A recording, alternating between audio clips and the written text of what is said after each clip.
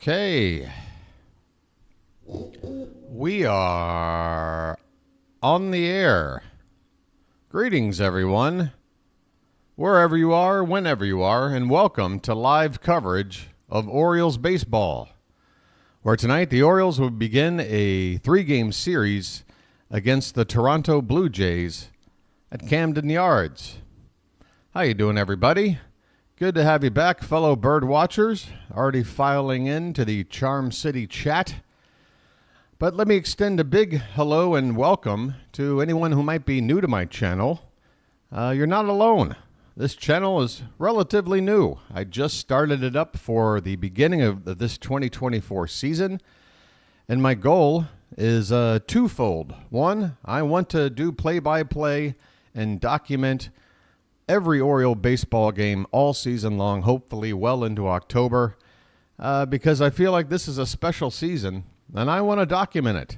Also, I'm BW, by the way, and I live way over on the other side of the planet, so it's a bit difficult for me to follow the Orioles, but trust me, I make the effort. But I know there's a lot of other Oriole fans scattered all over the world, and right there back in the old US of A as well. You might not have a chance to watch the game on TV or hear it on the radio. Here's a place you can come hang out, follow the game along with me. I'll be doing play-by-play, and I'm going to go ahead and take a sip of drink right now. Hold on. I'm not going to be able to get through this intro. Okay. I'll be doing play-by-play and commentary, and there'll be some information on your screen to help you follow along. Even if you pop in the middle of the game, you'll be able to pick up what's going on. And, of course, Charm City Chat, folks, the best live stream sports chat on the internet. I've done my studies. This is true. I'll say hello to everybody there in just a sec. But, yeah, if you're new, just try the channel on for size. Give it a chance. See how you like it. I think you just might. And if you do, consider subscribing to the channel. The channel is off to a fantastic start with its growth. We're right there around 3/4 of the way to our first 1,000 subscribers. We're going to pass 750 tonight, come hell or high water, I say. Sitting on 742 to start the night. Yes, plus we have some roster moves to go over as well. So roster moves, starting pitchers, and starting lineups coming right up now with this ball game about 6 minutes away from first pitch. Let's talk about the roster moves, folks. There's two of them. One of them isn't much of a surprise at all. That being that Austin Hays, after being on a assignment following a stint on the IL, he has returned. Austin Hays back with the big club. He's been reinstated from the 10-day DL, and to no surprise, Ryan McKenna is the one to make way. He has been DFA'd. He should be used to this sort of thing by now. So again, no real big surprise here. Hayes, the right-handed outfielder. When he left, we didn't have a right-handed hitting outfielder, so McKenna felt like a like-for-like replacement. Well, now we got Hazy back. The big move, the shocking move, some might argue, is that Heston Kjerstad has been optioned back to AAA Norfolk, and in his place, we brought up, again, another like-for-like sort of situation, another left-handed corner outfielder, a fellow by the name of Kyle Stowers. You might have heard of him. He had a red-hot spring, and he's continued it on into the regular season down in Norfolk. So guess we're going to give Stowers a try, and your boy has a theory about this move. Some people might be wondering, why are we doing this? Kjerstad wasn't even really given an opportunity to prove that he belongs on the club. Well, it's those lack of opportunities that I feel is part of the reason for this move, but I feel like there's another reason that maybe your boy, the BirdWatcher, has already got going on in his big brain. But I'll talk about it here in a sec. Right now, I'm going to worry about getting this ball game up on the TV. And tonight, our pitching matchups. This I can do without looking at anything. We've got our ace, our anointed ace, Corbin Burns, on the mound. He'll be facing Jose Berrios for the Blue Jays. Berrios is a good pitcher, and he's had a pretty good start to this season, an ERA under 3. Of course, the Blue Jays, as a team, not been a good start to the season, not by any measure. They have been struggling, particularly at the plate, with a lineup that was supposed to be pretty daunting. But we'll take a look at that lineup here in a second, and you'll see the numbers would show they are indeed struggling. All right, the game is on, so let's go over here and look at those lineups. Davis Schneider will lead off for the Blue Jays and play left field. Dalton Varsho will play center and bat second. Vladimir Guerrero Jr. at first base hitting third. Bo Bichette. Again, the struggles probably point to him more than anyone else. This is one of the big young stars of the team. He's already been a 2-time All-Star. He's struggling, barely hitting 200. Daniel Vogelbach will be the DH. Batting fifth, followed by Alejandro Kirk. And boy, you want to talk about a part of a batting order without a whole lot of speed. Vogelbach and Kirk back-to-back. That'll be station to station if they're part of a rally. Then you got Isaiah Kiner-Falefa, former Yankee. He'll be at second base. Utility-type player, can play all over. He'll be at second base tonight. Cavan Biggio, son of former Hall of Famer, well, he's still a Hall of Famer, but former legend, Craig Biggio. And finally, is it Eric Clement or Ernie Clement? I think it's Ernie. Yeah, Ernie Clement. Can't tell you I know much about him, but he'll be batting ninth and playing third base. The Blue Jays have a few injuries, so with insult, and the insult being their 18-22 record, including 9-13 away from Toronto. They've got injuries. Justin Turner, veteran bat they picked up in the offseason. He's day-to-day right now. That's why you don't see him in the lineup. George Springer, he's really been struggling. Some people are saying he's washed up, that his days are done. He's not available. Danny Jansen, who sort of splits time with Alejandro Kirk when both are healthy. Well, right now he's not healthy. And then you got Kevin Kiermaier, Gold Glove center fielder. He's out of action. So we got Corbin Burns on the mound. We're at home. Toronto's been struggling. They've got key players unavailable. I mean, you add all of it up, folks. I want to win this game. I don't know about you. Especially following the Mother's Day result, which was a bit painful. That was a tough one, folks. But hey, I want to, by the way, right before we get started, I want to say a big, big thank you from the bottom of my heart. You know, not even the bottom, the middle of my heart, the top of my heart, every segment, all the ventricles, all the little chambers of my heart. I mean it. You guys who stuck around during that tough game on Sunday, particularly with the rain delay and everything else, you guys are something else. Fantastic. You helped me get through a tough one.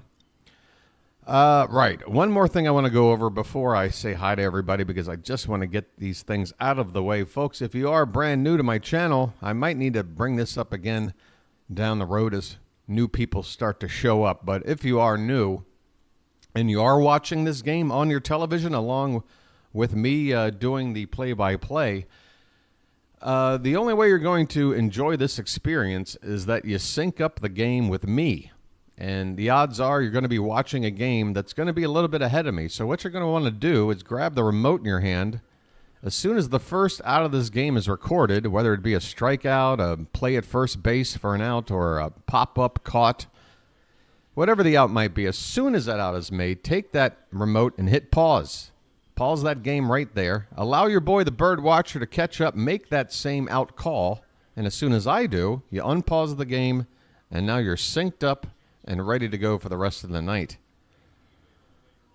They're showing the Blue Jays bench options. It shows Kiermaier, Jansen, Springer, and Turner. So, yeah, they've got 4 guys listed as day-to-day, but they are active. They are on the bench.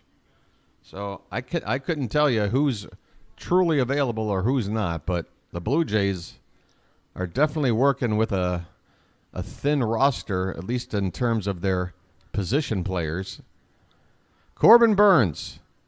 This will be his 9th start of the season. He comes in with an ERA of 2.83, a whip under 1, 0.97. What I want to see from Burns today is just being a little more effective with his pitch count. You know, try to get some batters out maybe in the first 3-4 pitches. Not so many 6-7 pitch at-bats. Burns is in a deep crouch, getting himself mentally prepared, and he is stepping up to the rubber right now with Schneider stepping in for the Blue Jays, right-handed batter. And we are set to go here for Game 1 of a 3-game series. First time playing our division rival Blue Jays. And it begins right now. First pitch from Burns is lifted up, foul off to the right for strike 1. How you doing, Narniak? Burns has not really impressed me for how solid his numbers are so far. Yeah, I mean, the numbers say, hey, this guy is a top of the rotation guy. But yeah, when you watch him, he can labor. Here's the 0-1 pitch. That one's on the inside edge for a called strike, 0-2. So a positive start to this at-bat. Getting ahead of Schneider. By the way, speaking of Schneider, I don't know how many one-day-at-a-time fans we have out there, but this guy's got a mustache that could rival that Schneider. Here's a weakly hit ground ball to third. Westberg charging, throws to first in time. Schneider, he's got some speed. Makes sense as a leadoff hitter.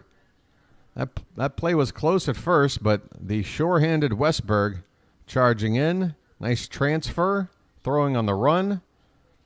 Mountcastle, of course, there to clean things up, but Westy with a nice accurate throw. 1 out here in the top of the first, and here's Dalton Varsho. First pitch to him, outside corner for a called strike.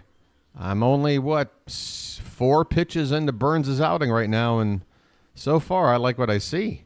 He is painting the edges. And there's a swing and a miss.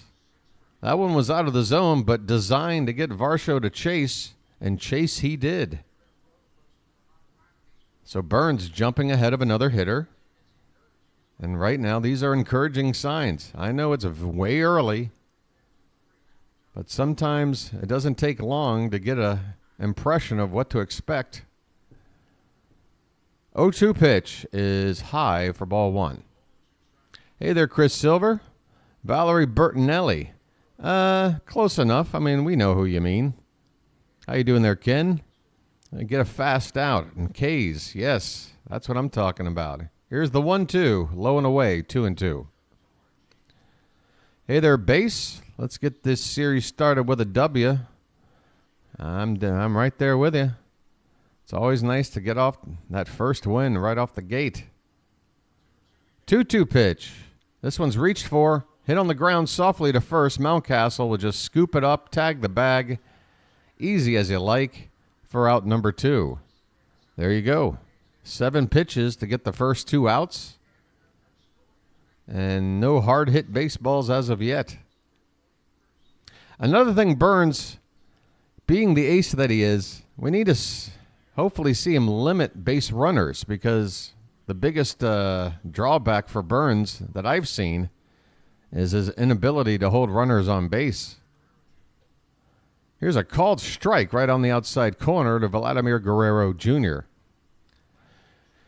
Vladdy's off to a nice start. I mean, it was last year that he really took a drop off, but he's picked it back up, hitting .273, 4 homers, 19 driven in.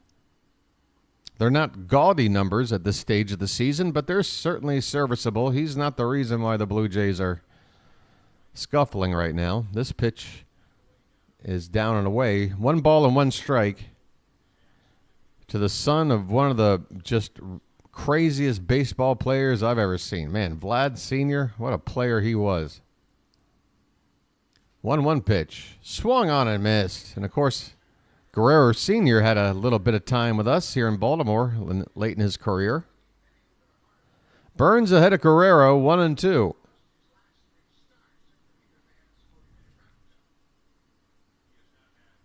Base is empty, 2 down, just getting started here at Camden Yards. Nice night, 70-degree weather, no threat of rain. This one's hit on the ground. Nice pitch there by Burns to get Guerrero to reach weakly for one. Henderson fields, throws to first in time, and it's a 1-2-3 inning for Corbin Burns. Looking sharp. That's the start I wanted to see. Yeah, 12 pitches. He'll take that to the bank. Multiply that by 6 innings. What do you get? 72 pitches. Hell, he could go 7 on this pace.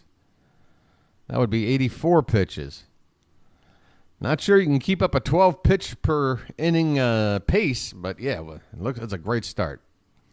All right, who have I missed? Hey, the Book Doc. Book Doc, you sent me a comment. I just woke up, saw it, but, you know, I'm running around trying to get things set. I didn't have a chance to reply, but appreciate the comments. Book Doc, you and I have a lot in common, I think. Before I did this project now, I had spent about a decade writing for NBC Sports as a sports writer covering the English Premier League, the soccer league. I know this is probably going to shock some people out there who don't really follow global soccer, but the English Premier League is pretty much the biggest professional sports league in the world when you talk about global reach. I mean, it is the league that has pretty much the collection of the best soccer players. Excuse me. I'm used to using my British terminology as an ex-writer of the sport. But, yeah, Book Doc, we've got some things in common, I think. We are men. We are intellectual men. We like to observe and report. Hey there, Jeremy. I remember when Vlad Sr. was a free agent, it seemed it was coming down to the Angels or the O's. I had my hopes so high that he would come back to the O's, but I believe he took the A's, or the Angels. Smaller contract could get to with a winning ball club. Yeah, it's understandable. I mean, at that stage of his career, I'm sure, you know, an extra million one place versus another. It's more important for him to be with a team he feels like has a better shot at winning something. Ken Bates, how you doing? Mountcastle crushed the Blue Jays last year. Yeah, and he did the year before that. Ryan Mountcastle loves Toronto pitching. All right, here we go, bottom of the first. Berrios' first pitch to Gunnar Henderson is low and away for ball 1. Henderson comes in batting .271, 12 homers, 27 driven in. By the way, folks, tonight is game number 40 on the season. Here's a swing and a foul tip that drops at the catcher's feet for strike 1. 1-1 the count. Game number 40. So, folks, if go back to your days of school when you had 4 quarters, we are wrapping up the first quarter. Maybe we should do a little report card. Talk about these things. Here's a ground ball to the right side. First baseman Guerrero will scoop it up and go to the bag unassisted for out number 1. Henderson grounds out to first to begin the Orioles' night at the plate. Here's Adley Rutschman. Battle of the Birds. How you doing, Ryan? I like to call it the Battle of the Beaks. I go even further. It's the Battle of the Beaks. The Beaks of the East. A couple of birds going after each other. It's like a nature documentary. Adley Rutschman steps in, hitting .304, 6 homers, 23 driven in. He is catching tonight. This one is off the plate outside for ball 1. Rutschman had a little mini slump there over the course of a couple of games with an 0 for 5 wedged in between. But he ended yesterday's game with a home run. At least ended the little bit of scoring that we did in a game that was already well decided. But Adley never wastes an at-bat. Got himself a home run yesterday. He's ahead 2-0 here. This pitch is on the outside corner at the knees. Called a strike, 2-1. Who else haven't I not said hey to? Hey, Sean the Whip's in here. How you doing, Sean? Yeah, not just last season. Yeah, I was going. Yeah. It's he loves the Blue Jays. This one's hit to the first baseman. This time Guerrero will need Berrios' help. Berrios coming over to cover the bag as Guerrero flips the ball to him, and that'll retire Adley Rutschman. 2 down here in the bottom of the first. And that'll bring up Ryan O'Hearn. O'Hearn, by the way, I need to bring up the more updated box score here for you. Forgive me, we're just staring at the starting lineups, but I'm glad they're still up. Just to point out to the fact, look at the balance on this offense, folks. Ryan O'Hearn is the only guy in the top 8 without at least half a dozen homers, and he's only 1 short as he takes a called strike low and in. And you have to imagine, you got to give him a little bit of credit. He's only had the 89 at-bats because he doesn't start against lefties. I mean, he starts every day. You know he's got at least 1 more homer. So, yeah, I mean, 1 through 8, this team. There's a called strike on the outside edge, 0-2. Just look at that, folks. Look at the production in that lineup. I mean, the fact that we got a guy hitting over 300 with 27 RBI, batting 7th, is ridiculous. Here's one off the plate for ball 1. 1-2 on O'Hearn, 2 down, nobody on, bottom of the first. O'Hearn batting .292 at the moment. Sorry to hear that, Rob. Every day it's a different story with all the lag and timing. Here's a hard hit ground ball, base hit right field. Ryan O'Hearn gets something going here with 2 down here in the bottom of the first with a solid single to right. Turn on the faucet. Something's happening. Let me head on over here and refresh this.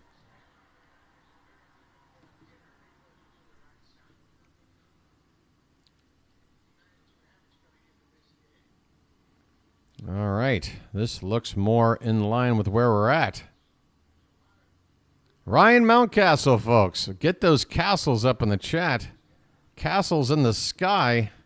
I guess Janet's not with us here tonight. No worries. Janet, if she needs a night off, boy, she deserves it. Working hard. This one's hit to right field and right at the right fielder. Oh, Mountcastle with hard contact. But unfortunately, that ball hit right to Cavan Biggio in right field to end the inning. All right. The Orioles don't get a run, but we did get a base hit and another hard hit ball. Some positive signs. We got 8 more innings to start crushing the baseball. But at the end of 1, we got no score. Who else we got in here? Did I say hey to Rob yet? Hey there, Aaron. What up, BW? Another quality game. That's right. Man, folks. That was a tough game on Sunday. I'm ready to wipe the slate clean. Time me to cheer a real team like Baltimore. Well, welcome on in, Avro. Come on in. The water's warm, and the people are friendly. In fact, they're so friendly, it might explain the warm water. Don't worry. It's all sanitary. Who do we got? Dylan Clark. Good to see you, Dylan. Who have I missed? I hope I'm not skipping somebody. If I skipped you, it's because I think I said your name already. Hey there, Baxter. Happy birthday to Jordan. Is that Westberg or who? Who's got a birthday today? Hey, if an Orioles got a birthday, tell your boy. I'll shout him out. Hey, Bill Howland is back. Bill, you're one of the folks I was talking about that was around during the rain delay yesterday, sitting through the whole game. Some very kind words yesterday, Bill. Really meant a lot to me, and I won't forget them. We got Narniak, we got Carey, Isaac. Oh, Janet is here. Janet is indeed here. How you doing, Janet? Bo Bichette, first pitch swinging. Oh, my God, that's a replay. Why do you do that to me? They cut right out of commercial, and I thought Bichette had just hit the first pitch. Instead, it's a part of a highlight package. How about you put a little title that says Bichette highlight package? Okay, Bichette at the plate. First pitch is low and away for ball 1. Man, don't scare me like that. My goodness. Who else is in here? I got to hurry up. Hey, Christina, good to see you. Pure. Thank you, Pure. I hope I have a great stream. I hope you do as well. Terrible swing by Bichette. Man, if that swing is any indication of his struggles, I understand. I mean, that was a Olay wave of a swing. What kind of contact was he expecting with that? 2-0 pitch. This one's hit hard on the ground and through for a base hit. All right, Bo Bichette must have heard me talking smack and said, well, what do you think of this, BW? That ball hit on the ground hard and through to the left field for base hit. Leadoff single for the Blue Jays. All right, I think I've caught up with everybody. Oh, there's Matt way up at the top. Pigtown Sports, how you doing? Welcome on in. Country, how you doing? All right, here we go. Daniel Vogelback. Here's a guy with my kind of physique. Makes me think I can still play ball. This pitch is on the outside corner for a called strike. Vogelback hitting a robust .097. He has an OPS plus of 14. I didn't know a number could be that low. Hey, Fitzy. 0-1 pitch, outside edge, off the plate by a couple of inches, and the count is 1-1. I mean, this is a thick, thick boy. This is the kind of guy you don't want to have to rely on crawl through like a air conditioning duct like Bruce Willis in Die Hard. He'd probably just get stuck. And that movie would have been a whole lot different.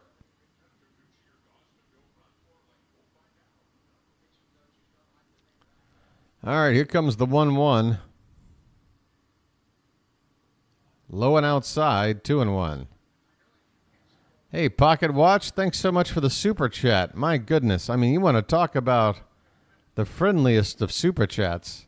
Helping out the BirdWatcher both with a little bit of a donation and with a little bit of a plug for likes. Appreciate it. This one outside edge. Is that called a strike? We'll see, but the runner took off. Bichette has stolen second base. Adley's throw to the shortstop side of the bag. Bichette probably would have gotten in either way, but with the throw a little bit offline, it made it pretty easy. By the way, Bichette had a huge lead. And again, folks, this has been the number one thing people have been talking about with Corbin Burnes. You can run on him. If you got any sort of speed, you get on base. People are taking off. 2-2 pitch to Vogelback is low for ball 3. All right. It's time for Burnes to lock in here. There's nobody out.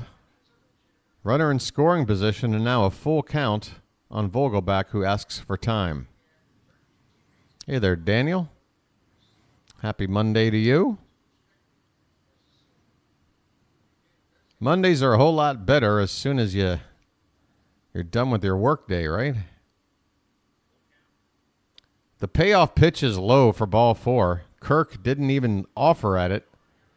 And Burnes is working himself into trouble. This is the Burnes I'm worried about. First inning was the Burnes I want to see. Second inning is the Burnes I'm kind of getting used to.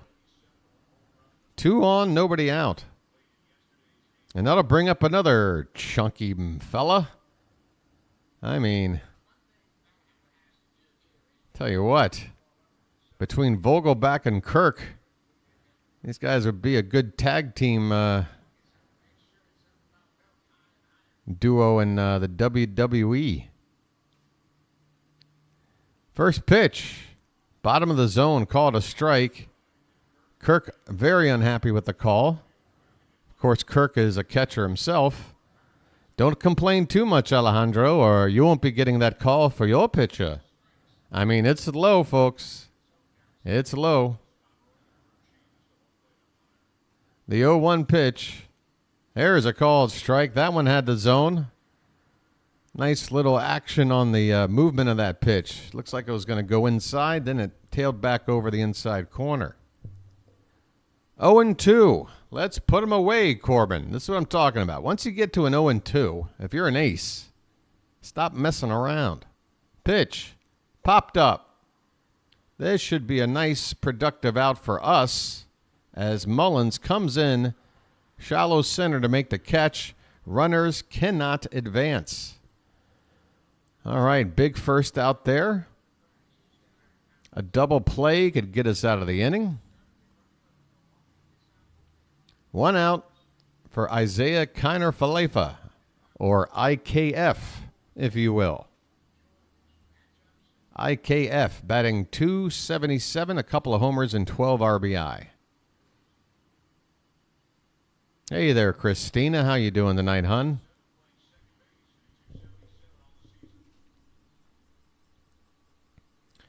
First pitch from Burns is over the plate but low for ball one.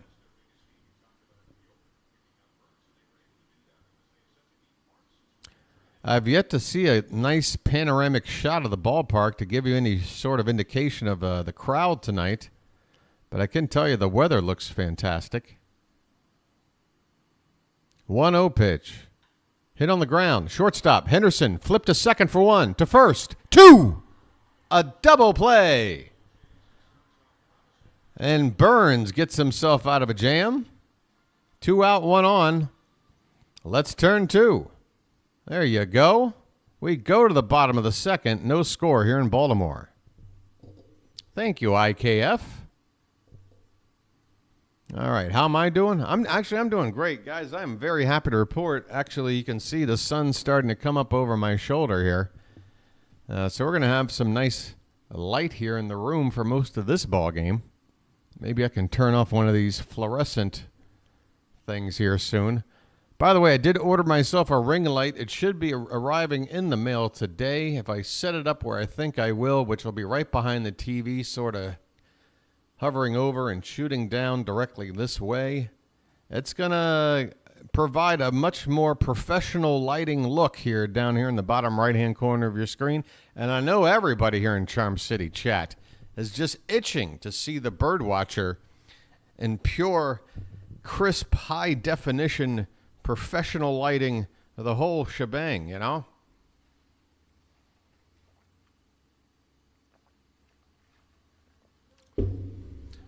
You know, I have to come with the grips with the fact that, you know, a lot of people here are just here because they're using me for my body. I have to go ahead and just embrace it. So you'll be seeing a better look at the BirdWatcher as early as tomorrow. Actually, probably the best chance to get a look. It's probably going to be the Wednesday game because Wednesday's a getaway game for the Blue Jays. I think we have an afternoon start, so that'll be the middle of the night for me. That'll be when that ring light comes in handy. I do love the natural light, guys. I do. I think it adds sort of to the nostalgic quality that I want this channel to have. I don't want my channel to have all these flashy bells and whistles. I feel like baseball fans, they enjoy something simple, something traditional, and just put the focus on what matters, the ball game. All right, here we go. Anthony Santander hitting from the left side here against Berrios. Will lead off and take outside for ball one. Santander batting .218, 7 homers, 25 driven in. Next pitch is on the outside edge for a strike. Count even up at a ball and a strike. Hey there, The Work. Thank you. Thank you for the donation there. Appreciate it. And I'm sorry, did I say The Work? Is that The Wonk? I'm sorry. R's and N's look the same to me because my vision is getting blurrier by the day. 1-2 the count now on Santander. Leading off the bottom of the second. And the next pitch is in the dirt to even up the count of 2-2. Hey, Booty Smacker's in. Booty in early tonight. Have they all been smacked already, Booty? You're done for the night? Man, I think you might have played hooky today, Booty. You left a lot of unsmacked booty out there. This one's hit in the air to shallow left center field. Long run there for Varsho, but he finally makes the catch. After about a 35-yard sprint, Varsho makes the catch. Santander retired to begin the bottom of the second. Oh, it's the anniversary. 5/13. Folks, let's get some cows up in the chat. Do it quick. Cello. How do I pronounce your name? Is it Cello? Cello? Spell it phonetically so I can be sure not to screw it up going forward. Colton Cowser's batting .257, 6 homers, 20 driven in. 0-1 pitch to him is outside. Count even up at 1-1. Is it cello? I know. Game number 40. How you doing, old fart? Can you believe it?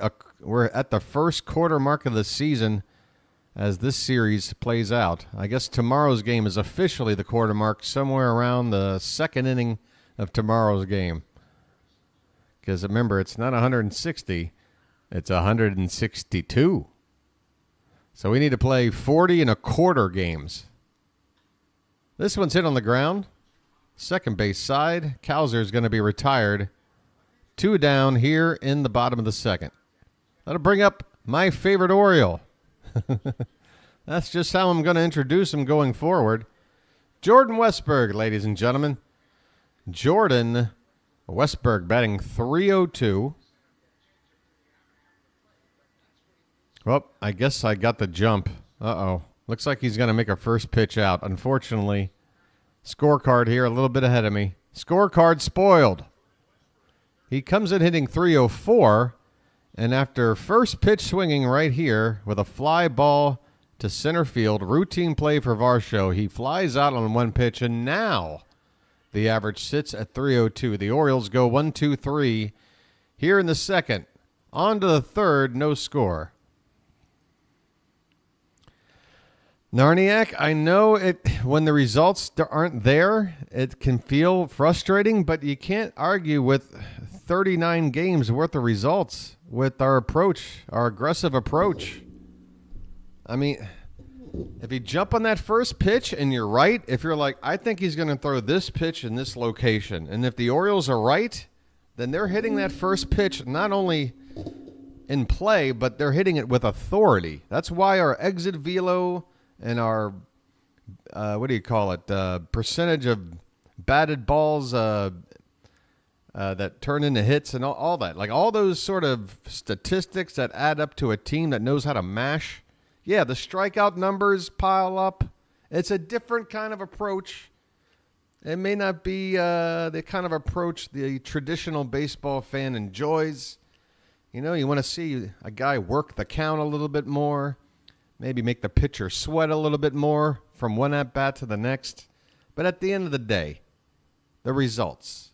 And folks, I want to talk about the number one thing, because, again, every Sunday I'm looking at all these Sunday night MLB power rankings, and I'm always saying the Orioles, there's only one thing you need to look at right now. People are putting the Dodgers, the Phillies, and us as the top 3 teams in baseball right now. That is universal across the board. The order of that might be different depending on where you look, but it's basically the Dodgers, the Phillies, and us. Let me tell you what the records are of these 3 teams against opponents with winning records. To me, that is the measure of how strong your team is, because until otherwise, prove it to me. So here you go. The Orioles' record against teams with winning records, 14-5. All right? For the Dodgers, they are 9-8. 9-8. Just barely a 500 club. And for the Phillies, they've only played 6 games so far against teams with winning records. That's 2 series. 2 series.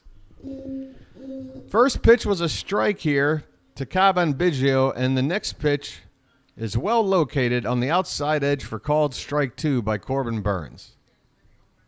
Biggio leading it off here in the top of the third. Next pitch is low. 1 ball and 2 strikes. So to me, that is how you measure how well we're doing and how we stack up against the best teams in baseball. I mean, everything is going to – we'll see how things look at the end of the season. Here's a ground ball, right side, Mountcastle lets Burns know he's got it. In a race to the bag, he wins it, as Biggio is retired on a ground out 4-3. the measure of success. Because, folks, what matters in October is how well do we play teams that win? Because our record against teams that win is indicative of the kind of teams we're going to face in October if and when we get to the playoffs. Now, if we go to Pittsburgh and lose 2 out of 3, if we drop 2 out of 3 to Oakland, yeah, it sucks. But it's more important to me that we beat the teams that we're expected to maybe come up against in October. Like, say, the Yankees, who we took 3 out of 4 from. Ernie Clement at the plate. First pitch is a strike. And the next one is popped up. First base side, Mountcastle in foul ground makes the catch, and there's 2 down here in the third. So Burns back to getting a little more efficient here. 2 down in the third, 32 pitches.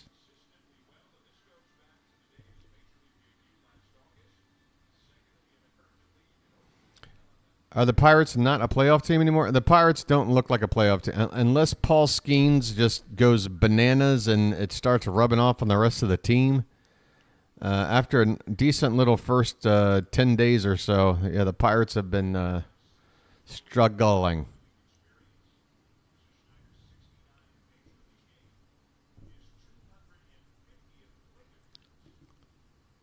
Well, I mean, all you got to do is take our total record, subtract the 14-5 record against winning teams, and then you know what you are against losing teams, which would be 12-8. Right? So, yeah, we're 12-8. That's still a .600 winning percentage against the losing teams. I mean, we're still doing good either way. But I'm just saying it's encouraging to know that not only do we have one of the best records in baseball as an overall record, but we've got the best record against teams with winning records. To me, that is super important.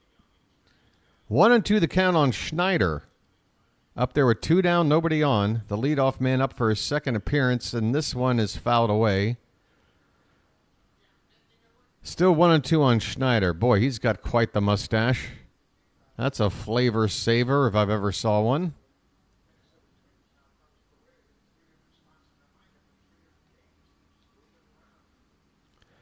Here's the pitch. Swung on and missed. Burns gets Schneider to chase a breaking ball that drops off the table on the outside to end the inning. So Burns, a good first, a little bit of a rocky second, but then right back to looking like the ace he should be in the third. Is that his first K? Yeah, again, the K numbers aren't exactly where they should be by his standards.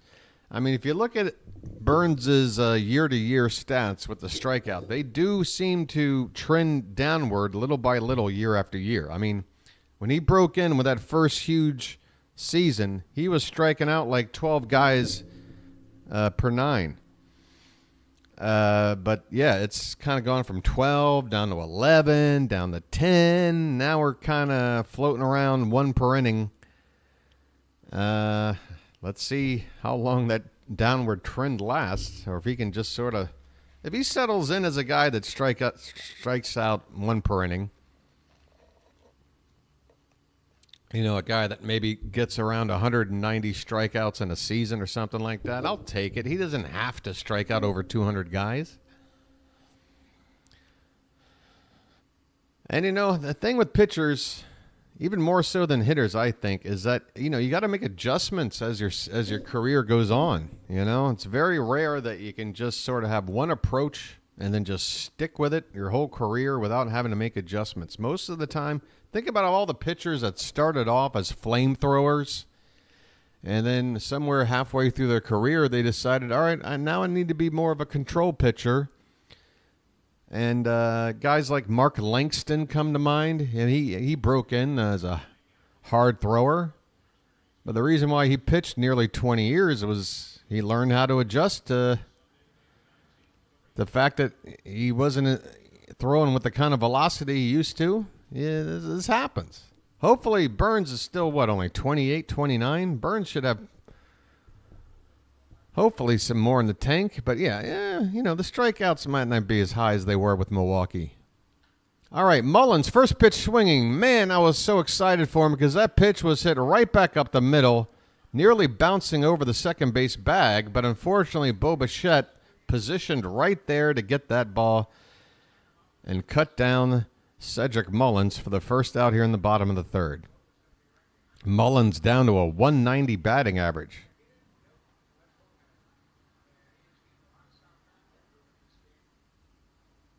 Here's Mateo. He takes a first pitch strike. Jorge hitting 250. Couple of homers, 5 driven in.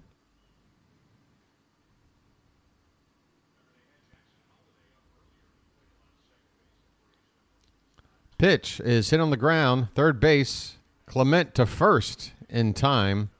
And Mateo is retired. 2 quick outs here in the bottom of the third. The Orioles have just the 1 base runner so far off of Berrios. A hard hit ball into right field by Ryan O'Hearn back in the first. Back to the top of the order. Let's see what we can do here. Second time through. By the way, it's that time of day where when you get that wide shot behind the plate with the warehouse out and right and the sun baked down on the bricks, it's beautiful, folks. Ain't nothing more beautiful than the sun setting down on a blue sky day in Oriole Park. First pitch to Gunnar is a called strike. And the next offering is fouled off to the left. So Gunnar quickly in the hole 0-2.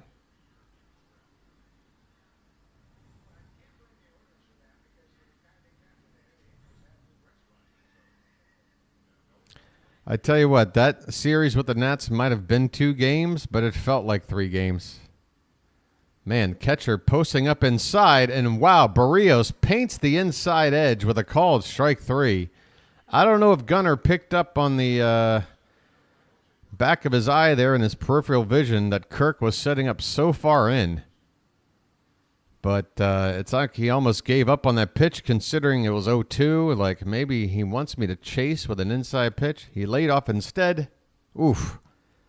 That I got to give it to Berrios. I got to give it to Alejandro Kirk. That was a nasty 0-2 pitch that froze Gunnar Henderson. Inning over. We go to the 4th. This game is moving. No score. My goodness. 1 hit apiece. 1 base runner apiece. One of these games, huh? It's like we're playing in the dead ball era. And speaking of the dead ball era, tonight's game brought to you by Lucky Strike. Had a tough day? Need to relax? Why not reach for a Lucky?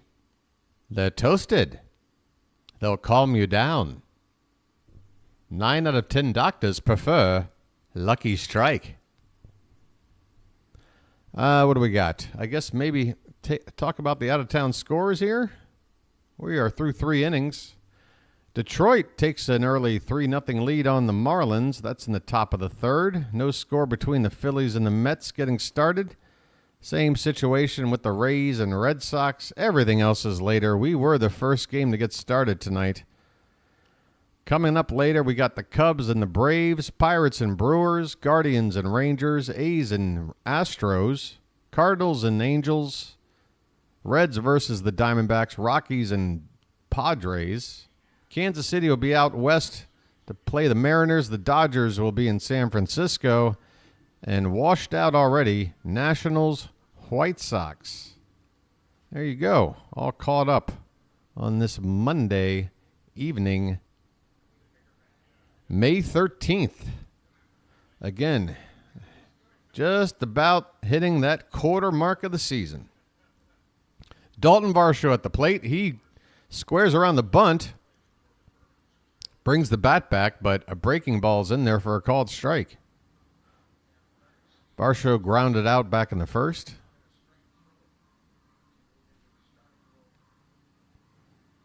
Pitch, low and away, 1-1.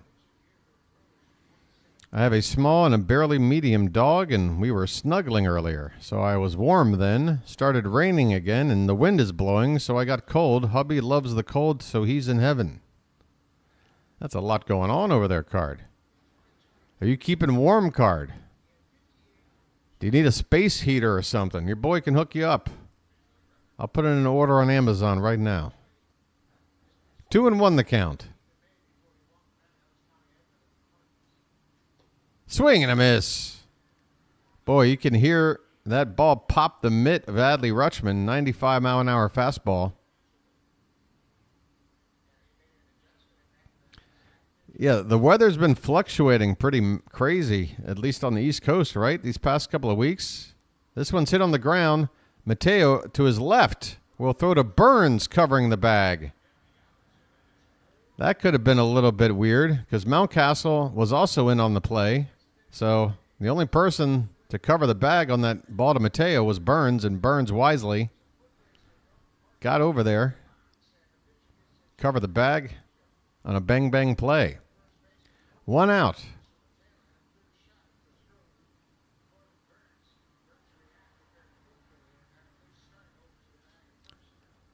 Okay, Vladdy Jr. will step in.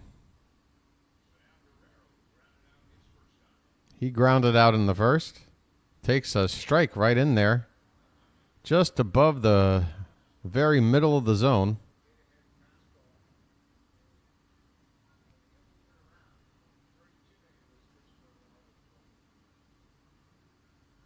And the 0-1 coming. This one is a breaking ball that drops low. 1-1. Hey, I would shout your name out, but I'm not sure if I'm able to pronounce that. In fact, I might get a brain aneurysm if I stare at that name for too long. But I'm not going to have you. Here's a hard hit ball in the left center field. That ball hit on the ground the whole way. Luckily, the grass started to slow it down. Cows are able to cut it off in the gap to hold Guerrero to a single. Yeah, that was a hard hit ground ball. It had to be over 100 miles an hour. Maybe over 105. 114. Wow, 114 off the bat. Forgive me. I knew it was hard, Vladdy. That's why it was hit so hard. That's why I was wondering, man, is that thing going to roll all the way? But it's just a single. 1 down. Here's Bichette. This one's trouble. Right center. And a dive in. Did Santander not get it? No, he did not. Guerrero is going to go first to third. Forgive me for what should have been a better call, but when that ball fell in the gap, I lost sight of the baseball. I'm not even sure who picked it up and got it back in. But Bo Bichette has himself a hit. First and third for the Blue Jays.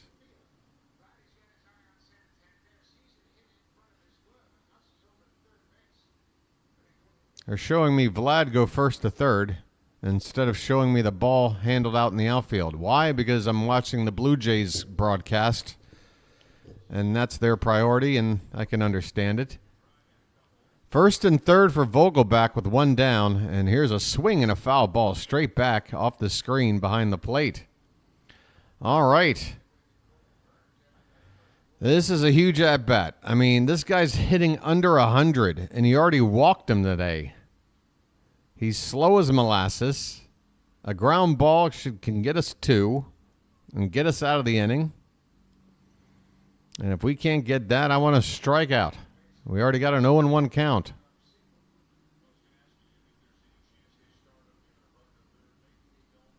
And let's see how the base running is handled. Again, with Burns' reputation kind of becoming more and more aware around the league.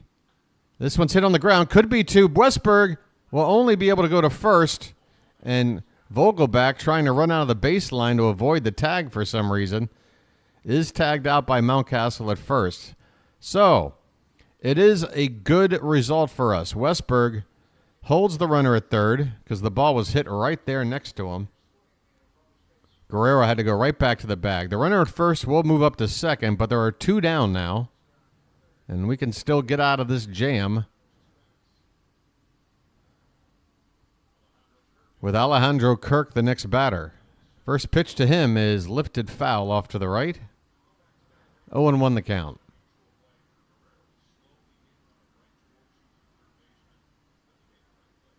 We didn't get the double play. We didn't get the strikeout, but I feel like we got the third best result.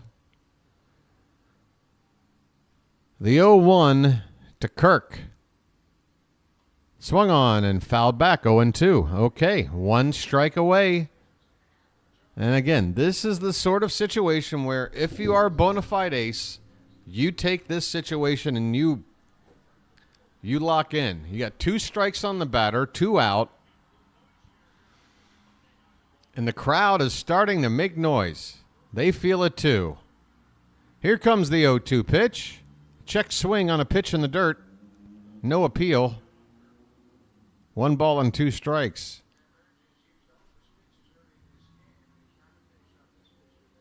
How tall is Kirk? About 8 inches shorter than Rutschman. That's the comp I can give. I'll be honest. He's built like a Lego character. What do you want me to tell you? Swing and a miss. You telling me he got a piece of that? Oh, my God. He was able to foul that away somehow. Just a few feet away from the plate.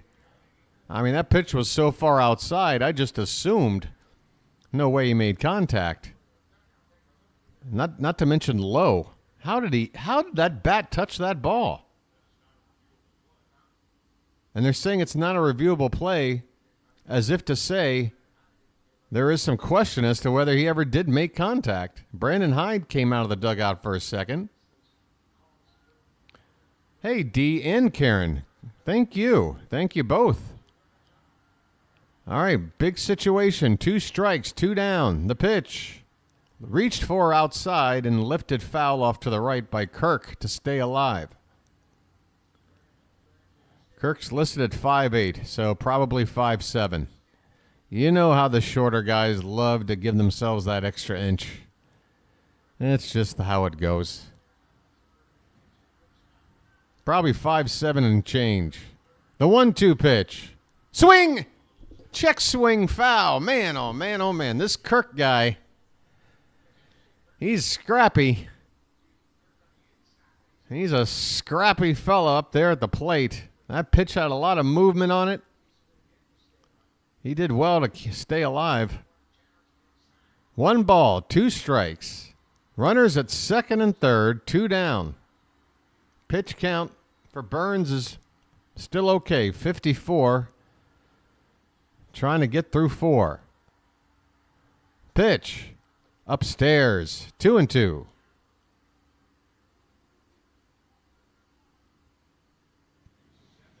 All right, Kirk. This ain't Star Trek, you know. Yeah, you don't run the show around here. 2-2. Swing and a miss. Breaking ball in the dirt. Kirk swings over it. A tag by Rutschman, and the inning is over. Oh, Burns dances out of trouble once more.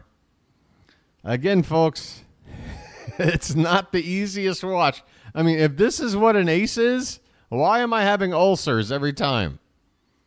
I remember the last time we had a bona fide ace. His name was Mike Mussina. I don't remember Mussina making me feel this anxious, 3-4 innings a night. My goodness. Hey, D and Karen. Whoa, calm down. Hey, it's Lizzie. I can't send anything on my main account. Congrats again. Hey, Lizzie, where have you been? Thanks so much. I feel bad now. You're donating twice just to tell me who you are. But much appreciated. Thank you. Congrats on how the channel is growing as well. Folks, we got nearly 100 people in here right now, early in the ball game. There you are, Lizzie. How you doing? Oh, wait a minute. Did you like grab your mom and dad's account and send $5? Did you just funnel $5 from your parents? What did you do, Lizzie? Oh, man. I need a permission slip from your parents next time you donate. Okay? I don't want you to get grounded or something. Next thing you do, they take away your phone. Then you can't play your Atari. Oh, wait a minute. What century am I in? I'm sorry. Oh, they're using your... Okay, all right. As long as everybody's using each other, we'll be fine. Every time I see our pitchers pitch, I get more and more comfortable with maybe one of our prospects getting traded for a pitcher. Yeah, you know... Oh, by the way, that reminds me. My Kyle Stowers theory. Here it is, folks. What do you think? It's a two-pronged theory. One, yes, we just could not find enough at-bats for Heston Kjerstad. And after a couple of weeks up or whatever it was, I feel like, again, I knew this before we called him up. I said it the minute we did, like, how are we going to use him? Because there's not really a whole lot of situations. Adley Rutschman has a first pitch strike leading off here in the bottom of the fourth, and the next one's inside for ball one. 1-1 the count.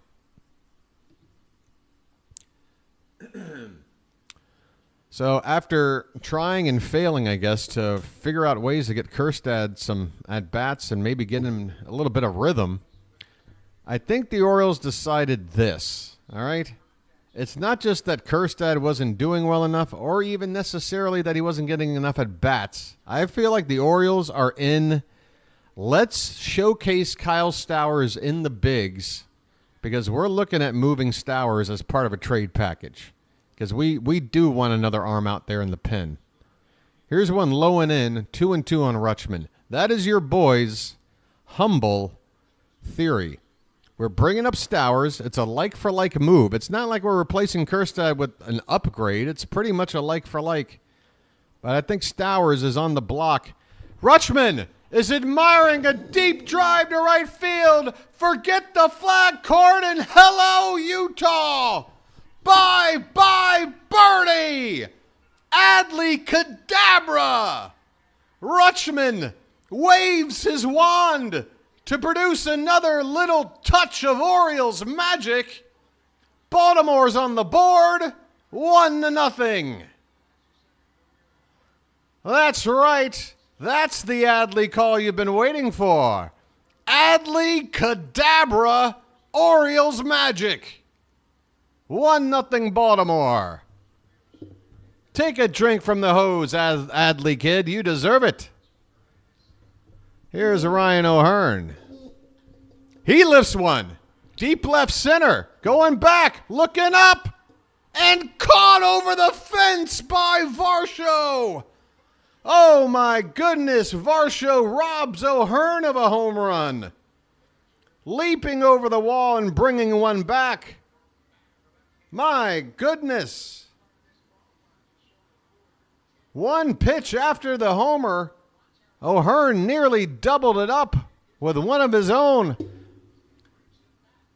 Leaping over the wall at the bullpen to bring it back, Dalton Varsho. Credit to him for an outstanding catch.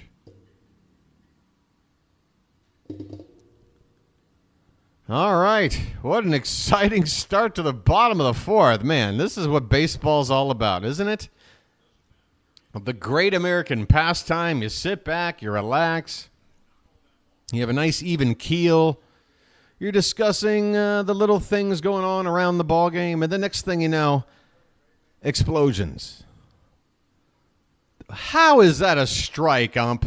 Berrios, with that slurve of his, off the plate, low and away. Gets the called strike. Mountcastle getting hosed on that call. 1-1 the count. Inside, Mountie had to bring his hands back into his chest to avoid that pitch. 2-1 the count. 1-0 Orioles here in the bottom of the fourth, courtesy of a Rutschman home run. This one's lifted in the air. High in the air on the infield. Somebody will wait for it to come down, and it'll be the second baseman, Kiner Falefa, with the catch. 2 away here in the fourth. Yeah, you can't hate. What am I going to do?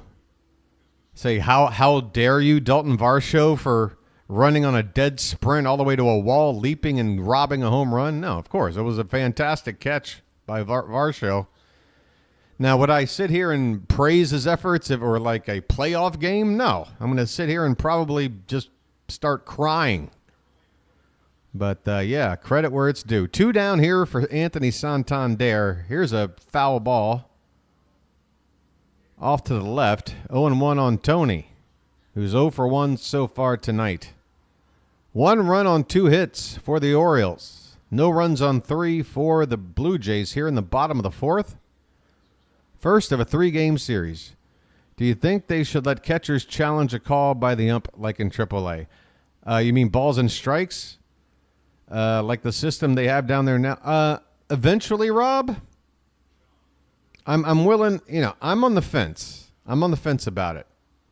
Look, I'm sick of bad umpire calls, but I'm also the kind of guy that, would prefer the NFL the way it was before the days of instant replay and all the stoppages in play and just the flow of the NFL.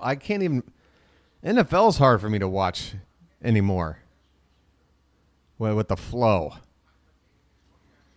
And I do, human error I still want as a part of baseball for some reason. Maybe I'm nuts. This one's off the plate, low and away. Because you'd like to think at the end of the day, calls are going to even themselves out. But at the same time, I'm never going to forget that Jeffrey Mayer home run. I would allow Terminator 2 Rise of the Machines level robots, if they were around, to be able to overturn that awful call against the Yankees with that Jeffrey Mayer kid robbing Tony Tarasco. But in general, your boy, I'm a traditionalist. I'd like to keep things as human as possible. Everything else is turning into robots. 1-2 the count on Santander. This one's lifted in the air.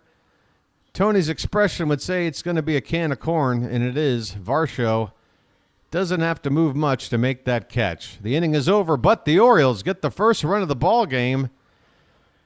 Dalton Varsho prevents it from being a couple of runs with an outstanding home run robbing catch of Ryan O'Hearn. But Adley Rutschman with the bomb. The Orioles lead 1-0 as we head to the 5th. All right. Josh says, at least they're not leaving men on base. This is what happens when I read backwards from bottom to top. I'm usually chronologically all over the place. There's also the rule of thumb that those bad calls tend to even themselves out. Yeah. Evening out. 425 feet from from Adley. Thank you, Rob. Getting a report on that one. Yeah, that one didn't quite land on Utah Street, but it was the very back of the flag court, right there by the gate. It certainly bounced on the Utah. Lizzie says, by the way, my dad taught me what chin music means in baseball. I learned something, just a pitch that's up there near your face, and you got to back your head out of the way because, your chin is usually that thing that's poking out more than anything else. That's why Jay Leno never played baseball. Well, Matt, sometimes they do have Arias third, so maybe Mayo could take Arias' job. Yeah, guys, again, I hate to play like the I told you so thing, but now that we saw that Heston Kjerstad could get called up for just a couple of weeks only to be optioned back down, that makes me go, well, then why didn't we do that exact same thing with Kobe Mayo? Because at the beginning of the season, I looked at the schedule. I saw all those left-handed pitchers we were facing.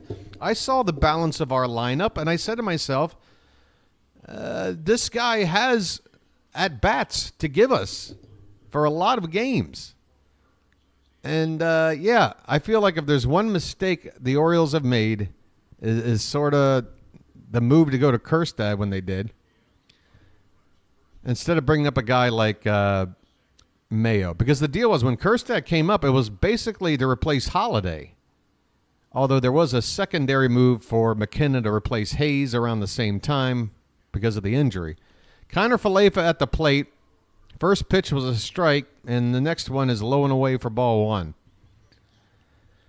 So, when we had those two players go down, one was an infielder, Holiday. One was an outfielder, Hayes, through injury. But then we brought up two outfielders. And it's like, well, how are we going to play both of them? This one's popped up. Jorge Mateo going to make the catch in shallow right field to retire Kiner Falefa. One down here in the top of the fifth.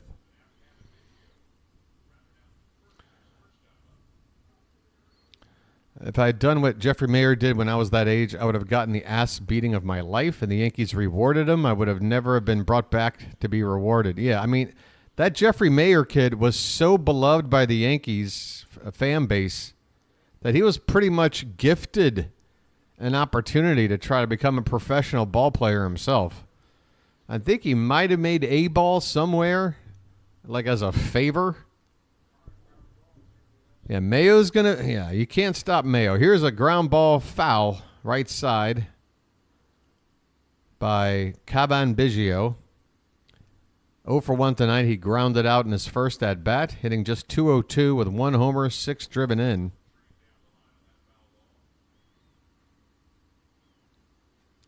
Yeah, Stowers isn't a huge upgrade in terms of defense over Kjerstad. He's a little bit quicker. I think he's got a little more range and the glove a little more secure, but not by a bunch. I mean, he's not going to be able to play center for you, that's for sure. And I don't know if they plan on using him in left field or not. But if they do, I feel a little better about it than Kjerstad out there. And definitely O'Hearn. I mean, the fact that we put out Ryan O'Hearn in left field yesterday, that should have been the warning sign that yesterday might not go according to the way we wanted. 2-2 the count on Biggio now. Base is empty, 1 out. Here's a ground ball. Mateo backhands at second, over to first in time to retire Biggio. 2 down, nobody on in the fifth, and Corbin Burns locked in right now. 1 out away through getting through 5 scoreless innings.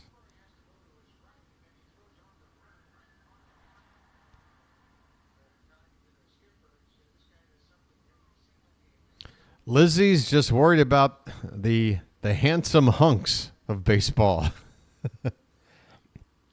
Here's a called strike to Ernie Clement. Clement 0 for 1 tonight. Lizzie, you're sitting there comparing 2 hotties. Which one looks more like Dylan from 90210? That's what Lizzie's trying to figure out. Which one of these guys looks more like Dylan from 90210? I'm just having fun, Lizzie. You know I'm kidding you, hon. Come on. This is a check swing. Did he go? No, says the first base umpire. Oh, Lizzie, say something so I know you're still with me. Hey, I was down with some of the ladies of 90210. Hey, you met Grady. That's cool. Grady, Brady. Hey, this one's hit off the end of the bat. Westberg with a barehanded play. It's not going to work out. It would appear Clement would have beaten out the throw, but Mountcastle unable to handle the one hopper by Westberg.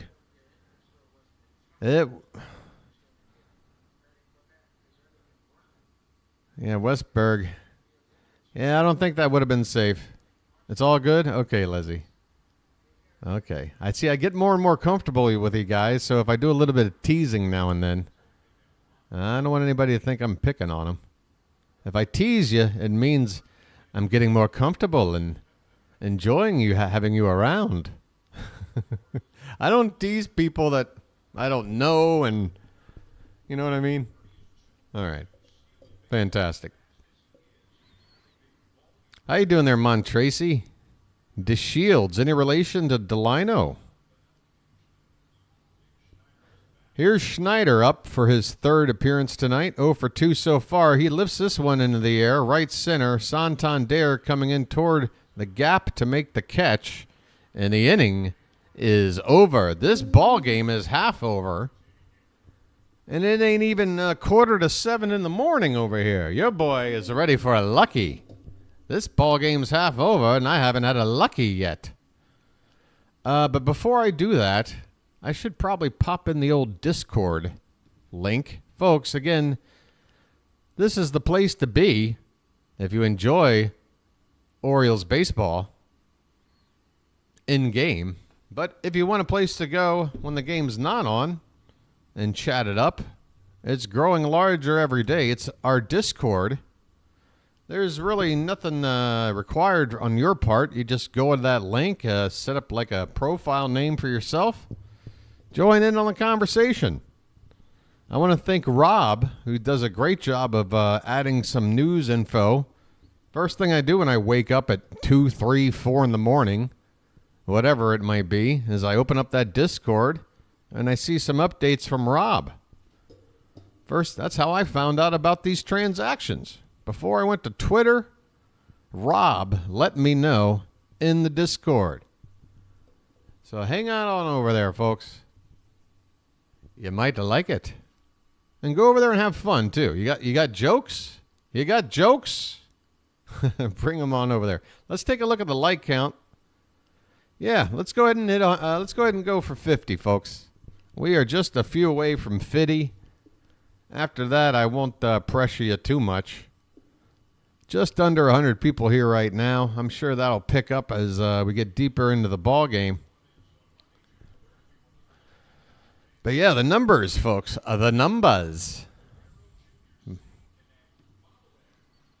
I'm going to try to keep the sub screen out of the way for as long as I can today, folks, because, again, I'm starting to get worried that people that do show up, they see that sub screen on my screen, and they're like, what is this guy doing?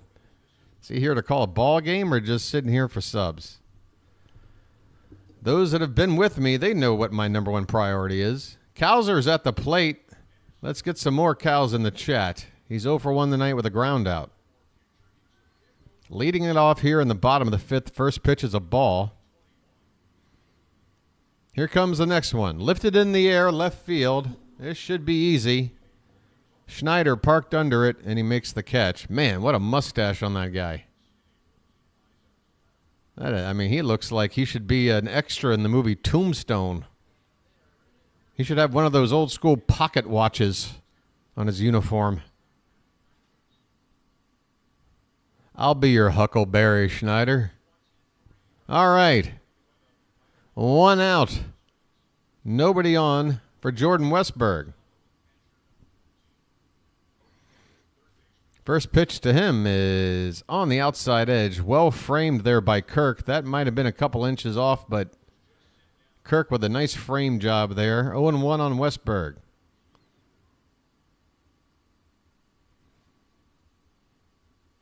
And this one is, again, same spot, and Kirk does it again. He takes that pitch off the plate and brings the glove back, and the umpire is just going to buy it, I guess.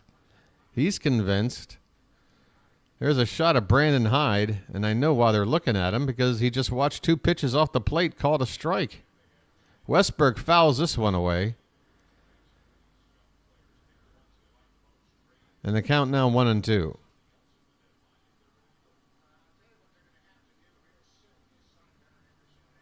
Some call me Tim.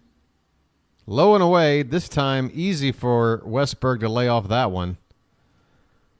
There's a shot of Mike Elias in his usual poor posture for his back crouch in his chair. He's just like me. He does not know how to sit up straight or lean back. Always leaning forward. I'm telling you, Mike, you're going to pay for it down the road. I already am. Hey, he's texting away with somebody right now. Here's a ground ball off to the left by Westburg. The count's still 1-2. 1 out, nobody on.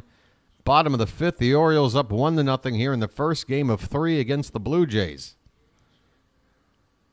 The Orioles with a record of 26-13. The Jays 18-20. They've already played their 40th game. We've played one less. 1-2 pitch. Laid off by Westburg. And a classic Westburg at bat is currently happening right now. Falling behind in the count. Evening up at 2-2. Here comes the 2-2. Outside edge. Westburg reaches for it. Down the right field corner. Foul. But again, Westburg with a fine approach to a pitch like that and 2 strikes. Outside corner. He timed it well to try to take it to the opposite field, but just didn't quite time it right. it wound up slicing a little bit foul. Still 2-2 on the Wild Wild Westberg.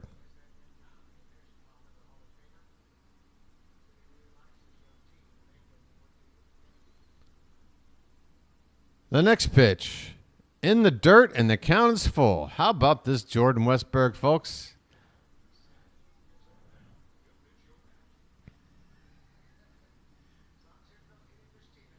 Hey there, Richard. Welcome in. We're going to have a meeting out here from Kirk. Berrios coming out to meet him halfway. This should be, well, Kirk says, walk on back to the mound with me, Berrios.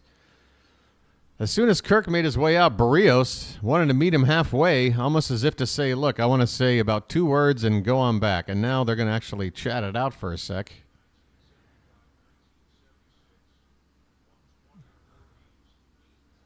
Here's a nice overhead shot of some people up there by the drink stand over the wall, the scoreboard wall in right field. Great view for a ball game. Hey, if you get enough people on here, you might be able to have a home run derby. Just pick a lucky contestant. You can have a jackpot, which will grow, and Oriole hits a home run. Hey, that's not a bad idea. Here's a hard hit ground ball, but fielded by the third baseman and a hard throw to first. Wow. That Clement guy's got a bit of an arm. Pretty impressive throw there from Clement to retire Westberg on a hard hit ground ball to third. 2 away here in the bottom of the 5th. I mean, that was thrown on a seam.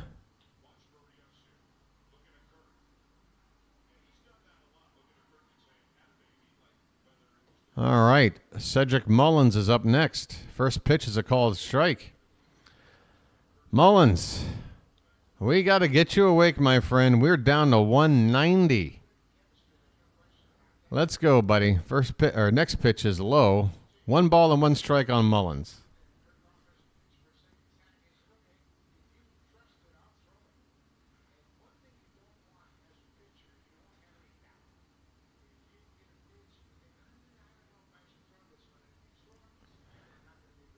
Here comes the 1-1.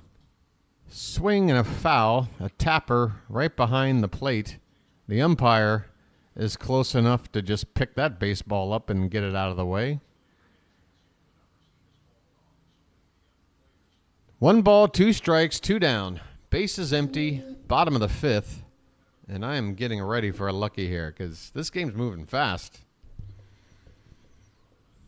Pitch. Swung on in a tapper foul at the plate. I'm not sure if Kirk had a chance to hold on to that foul tip, but Mullins stays alive with the count 1-2. Berrios, pitch count perfectly fine, 57. I mean, he's throwing, if he gets Mullins in the next 3 pitches, that's averaging 12 per inning. Pretty good. Swinging him, foul ball off to the right. Oof. Mullins just getting a piece once again on a tough slurve low and in.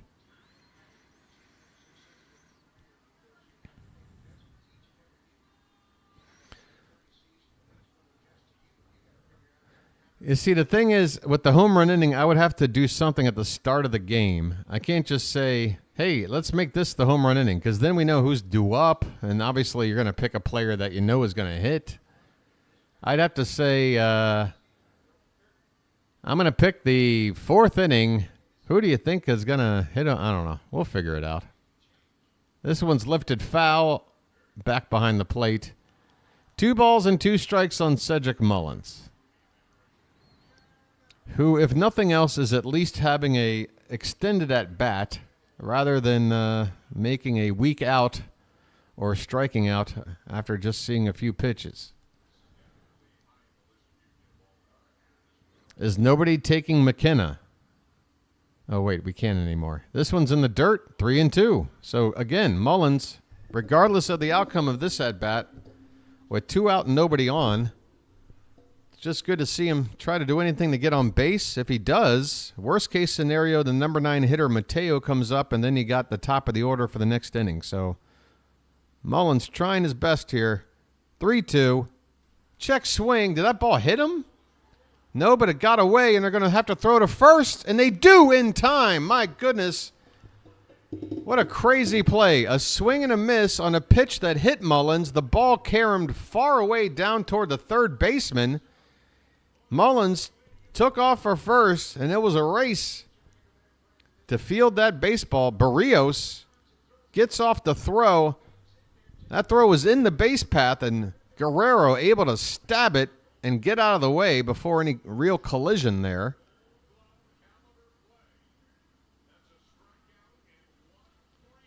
Wow. I tell you what, Mullins can't buy a hit for one thing, or buy a positive outcome, or whatever you want to call it. We go to the 6th. Orioles 1. Blue Jays nada. Where's my script? I might need some cider tonight. Oh, yeah. All right, folks. Look, the sub screen. I know. We at least have to check on it a couple of times tonight. Folks, we were trying to get to 750 last night, and we came up short. Remember, 750, that 3/4 mark on the path to 1,000. So all I want to do tonight is to be sure that we get over 750 tonight. And to do that, I think we need a whopping... We're already there. We're already there. Look at this. Your boy didn't even have to give you a sales pitch. We've got a few new people here tonight. Maybe you just subbed in order to chat. I don't know. Maybe some of you sub and unsub night after night just to be able to chat and then unsub, come back again, sub again, chat more, unsub. I don't know, but we're at 751. So we're just going to have to make the target 760. I'm sorry, okay? But there it is, the sub screen. It'll be on from time to time, depending on the situation, folks. And again, if you're new, I'm going to do my best to try to limit the whole sub screen thing, but it's not a gimmick. I just want to make that very well known, not a gimmick. Here we go. First pitch. Dalton Varsho lifts one into left field. Cowser is there to make the catch. One pitch, one out here in the 6th. This game is going so fast, I got to hurry up and have a lucky.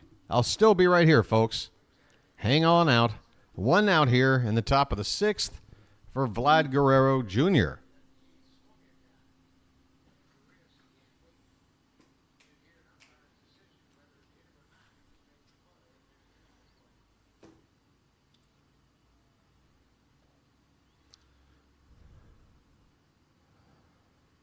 First pitch is in the dirt. 1 ball, no strikes. Guerrero tonight has a base hit. A single back in the 4th.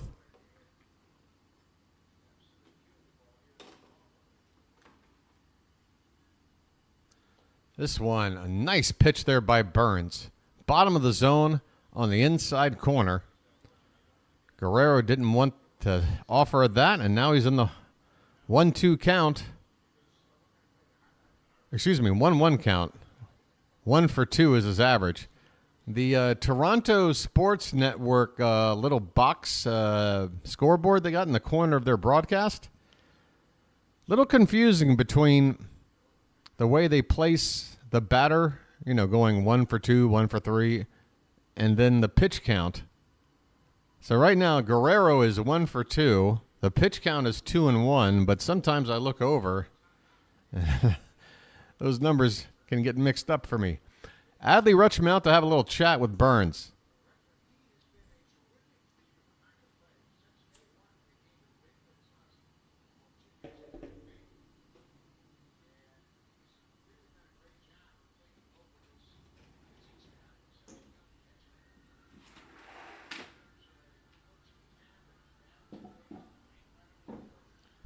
I got to tell you, folks, I don't mean to brag, and trust me, normally I don't have a way to say this with any amount of truth, but it is true this morning. It is beautiful this morning out here in Thailand. The weather is cool. There's a little bit of a breeze. There's a bit of a partly cloudiness out there, so the sun isn't shining too extra bright. It is just how your boy likes it. This one is low and into Guerrero. That'll bring the count to 3-1. Dangerous hitters count here for a dangerous hitter.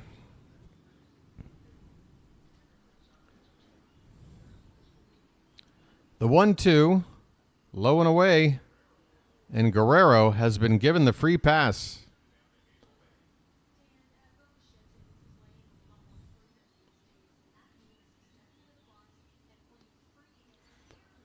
Now I'm out here hanging out with David Carradine.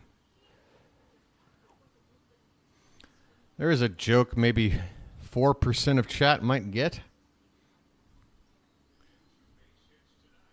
Runner at first, 1 out. Bichette at the plate. First pitch to him is low. Lizzie knows. Lizzie knows. I'm learning more about Lizzie. 1-0 on Bichette. That's right, Baxter. Here's a hard hit ball foul off to the left. 1-1 on Bichette. Burns up to 77 pitches now. 1 out here in the 6th. Yes, Mr. Carradine enjoyed his final days out here in Thailand. Let's hope your boy the BirdWatcher doesn't meet the same fate. That would be tragic. Here's a swing and a tapper foul at the plate by Bichette, and the count 1-2.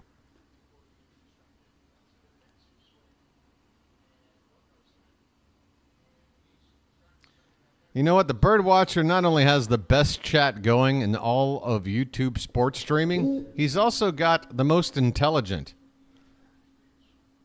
and the most clever and the most hip. And isn't that what Baltimore folk are all about? Man, there's no hipper city in America. I'm sorry. Everybody gets all the inside jokes. Here's the 1-2 coming to Bichette. Reached for and fouled away. Bichette hanging tough here in this at-bat. He's already got a couple of hits tonight. I mean, he's not going to start hitting now, is he? 6 weeks he's been struggling. Don't tell me he's going to start making up for lost time in this series. Runner at first, 1 out. A 2-2 count on Bichette. Pitch number 80 from Burns, and it's a breaking ball served into left field.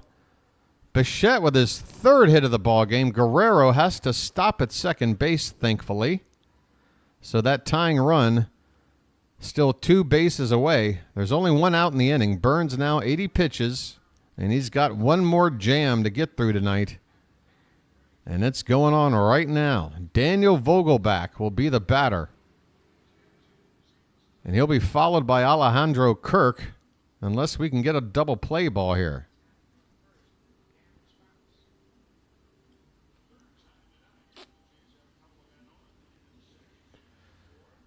Wow, Vogelbach, first pitch, serves it over the glove of Henderson. Guerrero will come around to score, and this ball game is tied.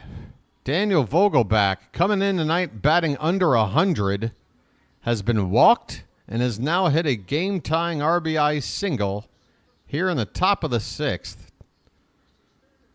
So Burns, that's the 6th hit he's given up, but just the first run. As more David Carradine references fill up the chat. Maybe I got people off topic. First and second in the tie ball game now. Here's Alejandro Kirk, and a swing and a miss there.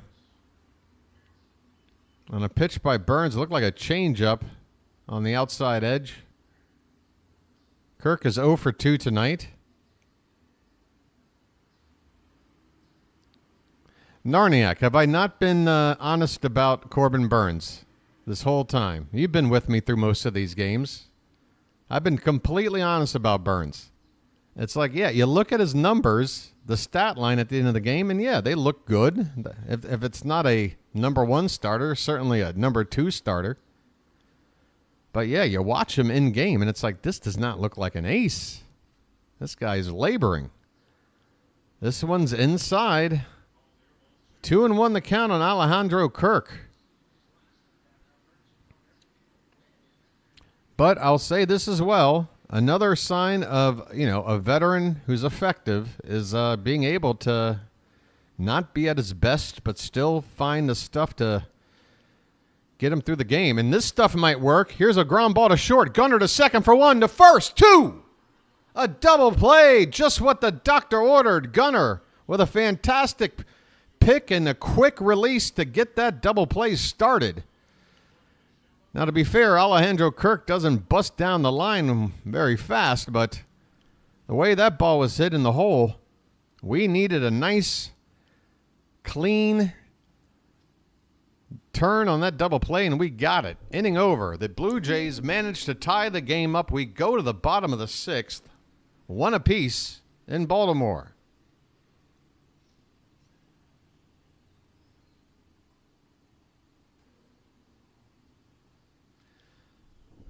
And again, Corbin Burns. We're going to look at what.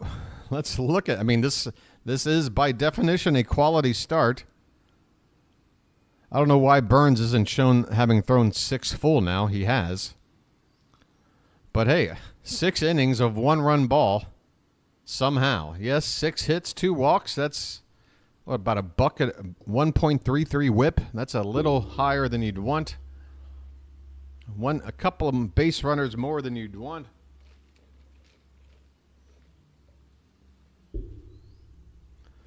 "85 pitches. Meanwhile, Berrios only on 62 through 5. I'll be right back on air here in a sec.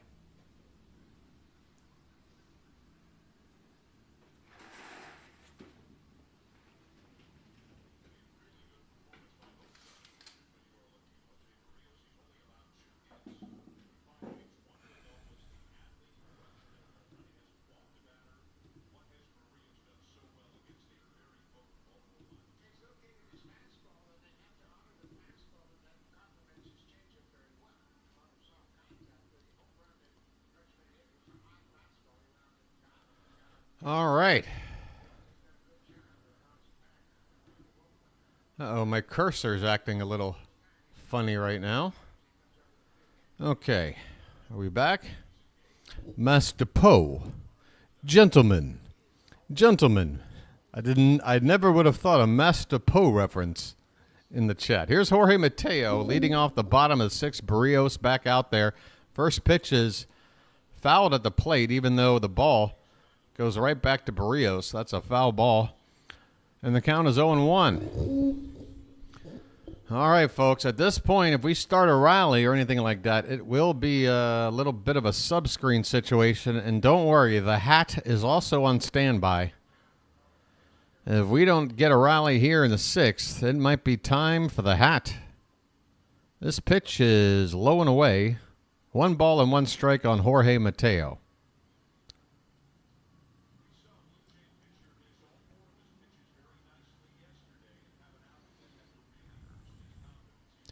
This one's hit on the ground, right side. Mateo busting down the line, and he's out. He took a head-first slide to the bag. Never quite understood why that's an effective way of doing things, but Mateo tried. Cantankerous, you're yelling Gunner. I know he's due up next. I hope you're not spoiling anything, because that sounds like a huge celebratory. Let's see. Are they going to take a look at that play? I guess not. Mateo is out. And here comes Gunner.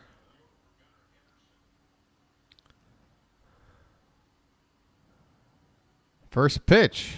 Outside. Ball 1. 0 for 2 tonight is Henderson. A ground out to first back in the first, and a strikeout looking in the third. 1-0. Check swing. Did he go? No. 2-0 the count. 2-0 on Gunna. Oh, man, I just don't want... I got a hunch. Guys, I got a hunch. You got to hang with your boy right now. This one's foul back. Count is 2-1. Folks, once again, if you're just tuning in, welcome to my channel. Normally, I'm going to give you all the information you need, but right now, we're playing the sub-screen game because Gunner's at the plate with a 2-1 count. And the next pitch, just off the plate outside, 3-1.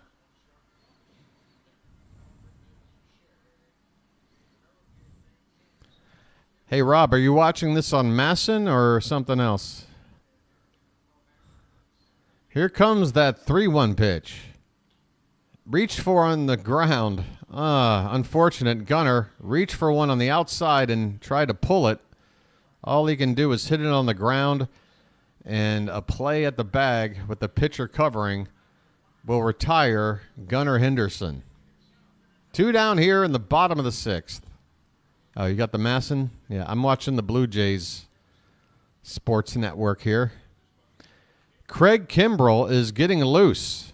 Apparently, he is now our 7th inning specialist or occasional extra inning guy. Adley Rutschman at the plate. First pitch is a called strike on the outside edge.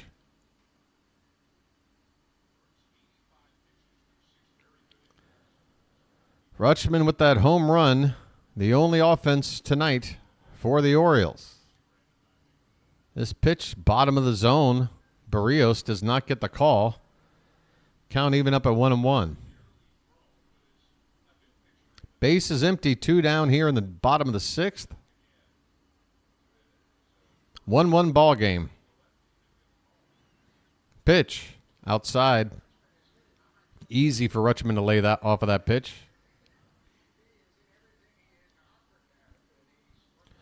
Berrios could easily go another inning if he wants to. He's only on 73 pitches with 2 down here in the 6th.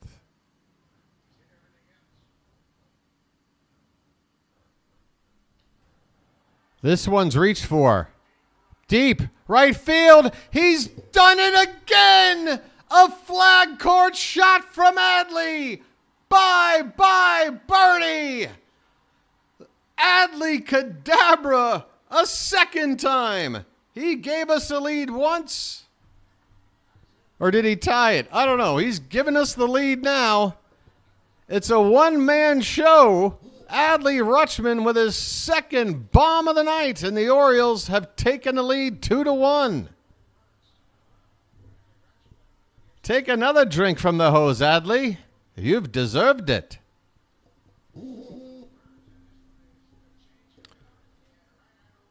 Hey, Yam. Yam, I sent a message to Card Crazed. Yam time. I do apologize. This one is a home run for... oh, man. Here comes O'Hearn. First pitch is inside. The Orioles now lead 2-1. 2 Adley solo shots. He's doing it all himself tonight. Yeah, Yam time. I apologize. I saw sort of how that played out. It was a mistake. I'm glad to have you here, buddy. Sorry. There's a called strike. Count 2-1.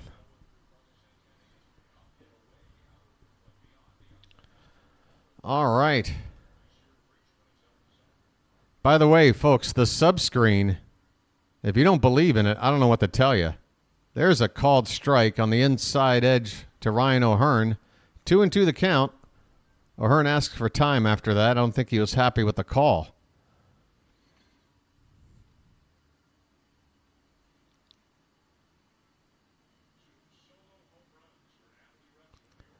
Hey, folks, if you haven't subbed up yet, why not think about it?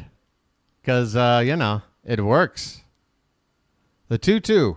Check swing. He went around. First base, or the home plate umpire making the call. O'Hearn strikes out to win the inning. But the Orioles back out on top Adley Rutschman, the one-man show. Orioles magic, Adley Cadabra, twice. We go to the late innings. It's the Orioles 2, the Blue Jays 1. And it's, yeah, are we going Kimbrel now? Hey, Kimbrel is going to finish up his career as an Oriole and wind up being amongst the major league leaders all time in holds. Let's throw away that hold save thing. You've done great, Kimbrel. You got 400 and something saves. Let's get these hold numbers up. Is it 100% that Burns isn't coming out for the 7th?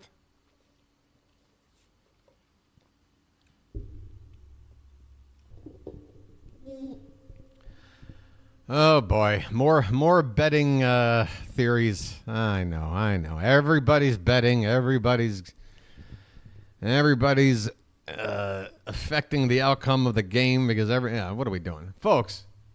If everybody is shady because gambling has become like legal and easy on your little phone there, then maybe that's a problem.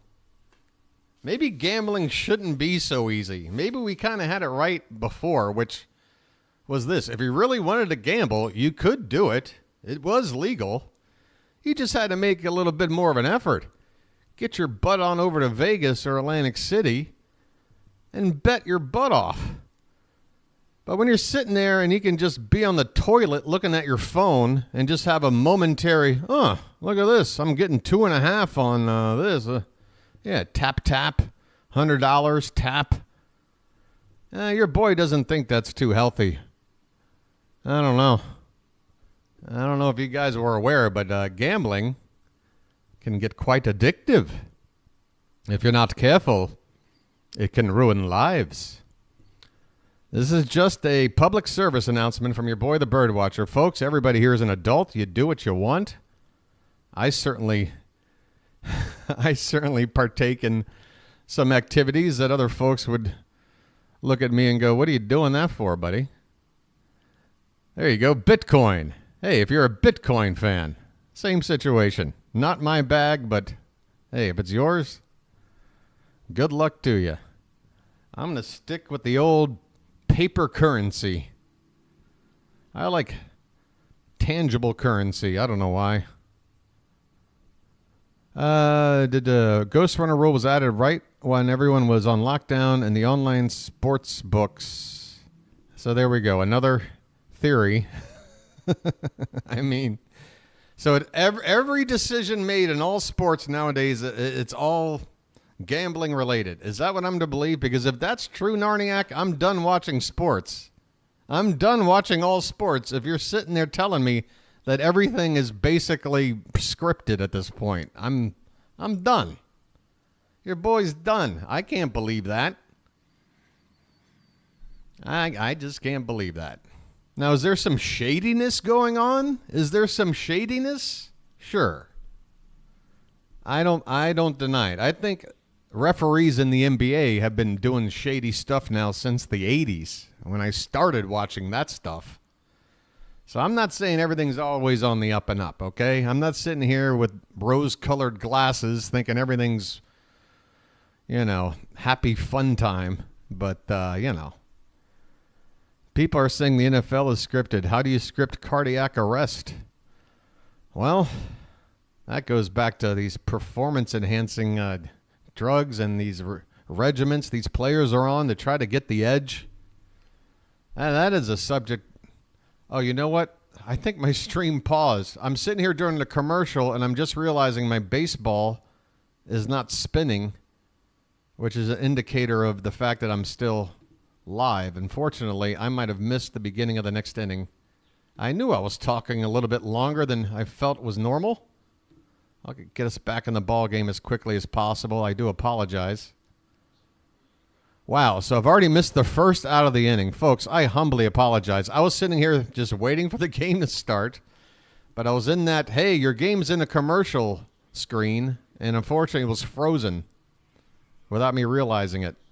So here's the situation. Kimbrel's gotten the first out of the inning. That was Isaiah Kiner-Falefa Couldn't tell you how he got him out. If anyone knows, feel free to type it in the chat. But right now, with one out, base is empty. It's Cavan Biggio at the plate, and he's got a 1-2 count. Biggio with a big swing, and this one's going to hook foul deep into that right field corner section of the lower bowl of Camden Yards.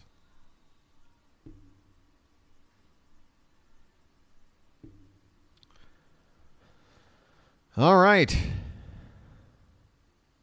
Now we're bringing up COVID stuff. All right, folks. There's a swing and a miss. Did you just type strikeout, Yam Time? Why would you type that in? Like, why would you say just strikeout? It's not even like a reaction. It's reporting what's happening. Yes, Biggio just struck out. I asked you what happens on the next pitch? Okay. I don't recall. That was... Oh, the previous one was a strikeout. Okay, so back-to-back strikeouts then from Kimbrel? All right. My apologies if that's the situation. Yam Time, we're somehow going to get on the same page.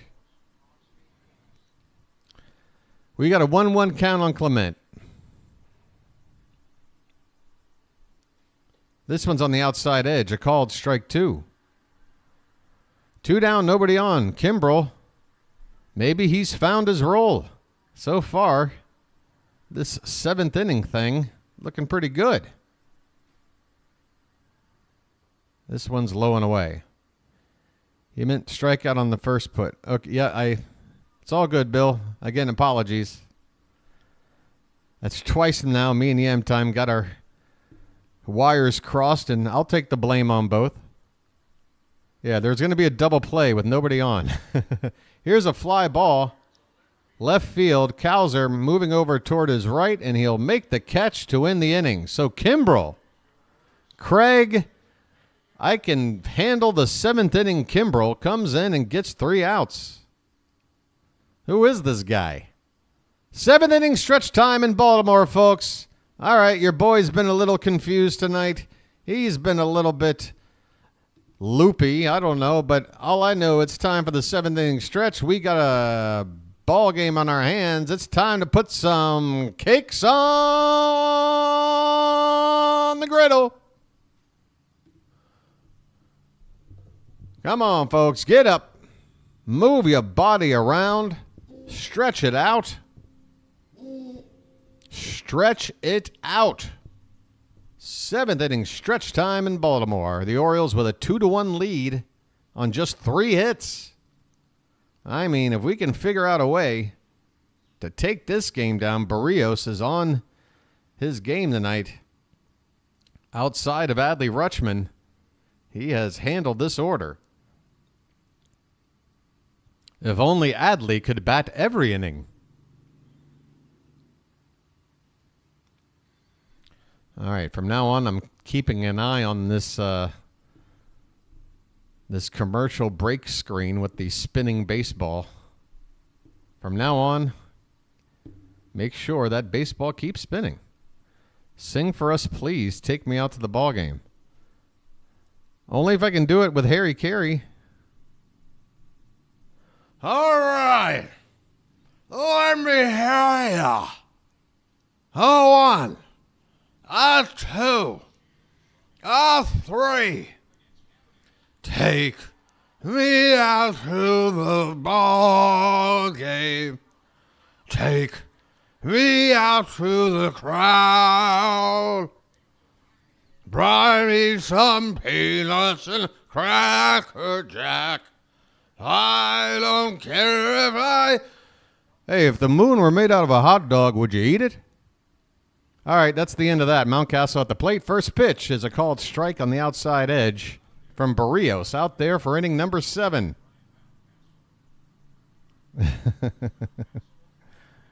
For it's 1. All right, here we go. 0-1 pitch. Lifted foul off to the right.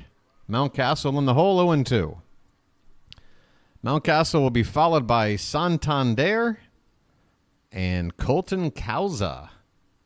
Realize I don't want to be a Cowsa. 0-2 pitch. Inside 1-2. Yenier Cano is up. So, Kimbrel in the 7th, Cano in the 8th. What are we looking for in the 9th? Here's a tapper. Back to the pitcher. Gets past him. Barehanded play by the third baseman. And they still get Mountcastle. Wow. Show me a replay, please. That had to be bang, bang. Clement coming in to barehand a ball that just got past Berrios. Let's take a look. I mean, bang, bang. This Toronto broadcast team doesn't seem interested in slowing the play down to get a good look. You got to love how broadcast teams, I am certain the Masson team had a better, freeze frame check on that. He was definitely out? Okay. Anthony Santander at the plate, 1 down.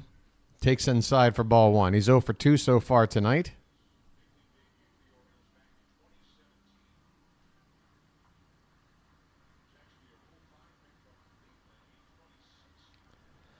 All right. Here we go. Popped up. Shallow left field. In comes Schneider, and he'll make the catch. 2 down here in the bottom of the 7th. Folks, if you are an Oriole Magic member, you'd have access to an emoji like this. I've got the milkman in the chat because he's up next.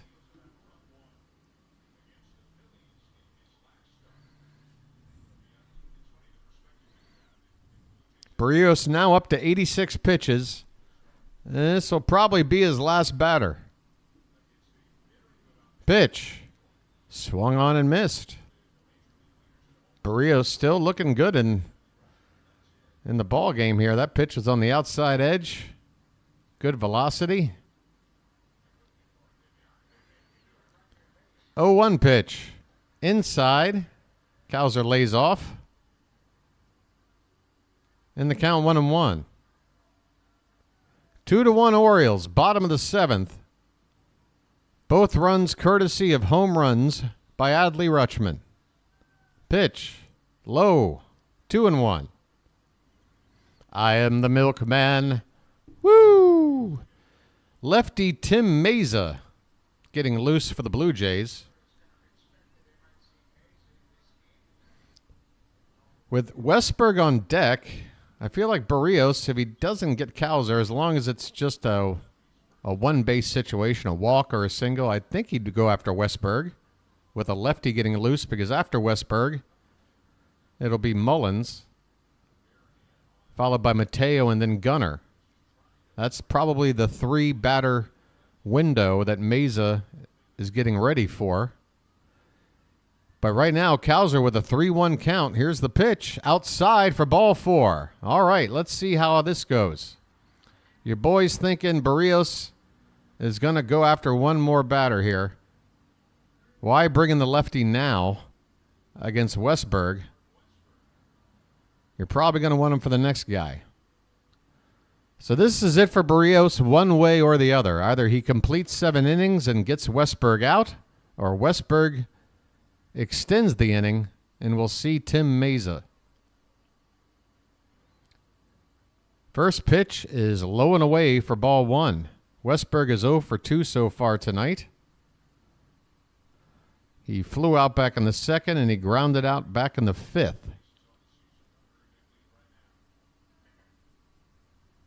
Pitch. Check swing, but it's a called strike anyway, and the count even at 1-1.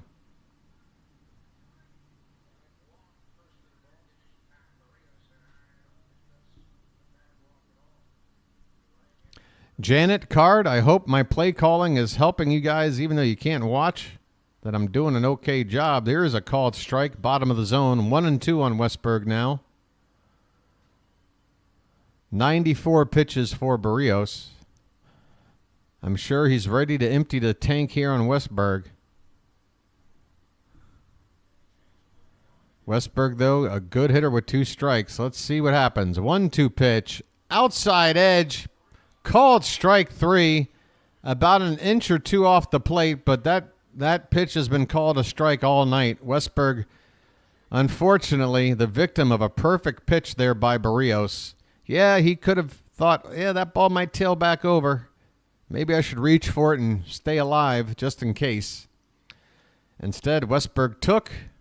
The pitch was an inch or 2 outside, but strike 3.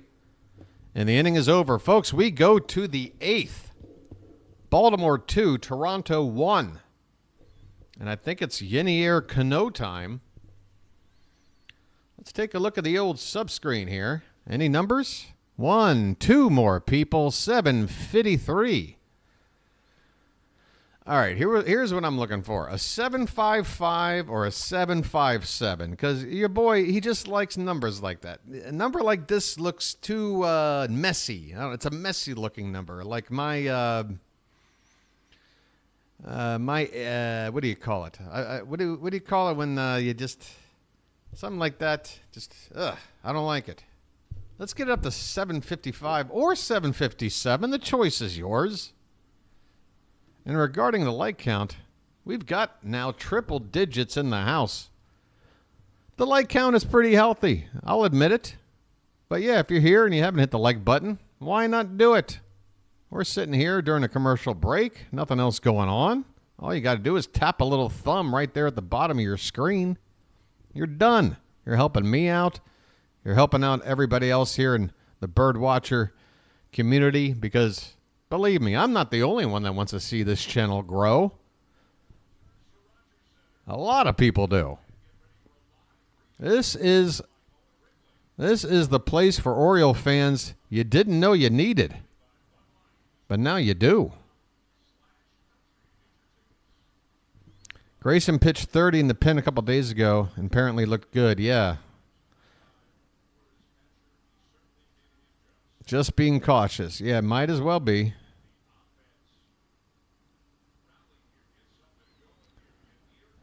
All right, here we go. Cano is on the mound. First pitch is up and in.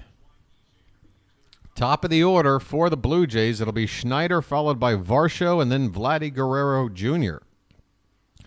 This will be the 21st appearance for Cano.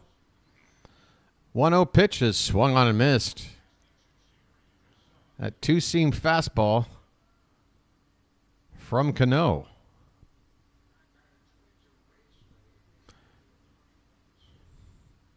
Here comes the 1-1. Check swing and a foul ball right at the plate. Rutschman up to pounce on it, but it's foul. And the count is 1-2.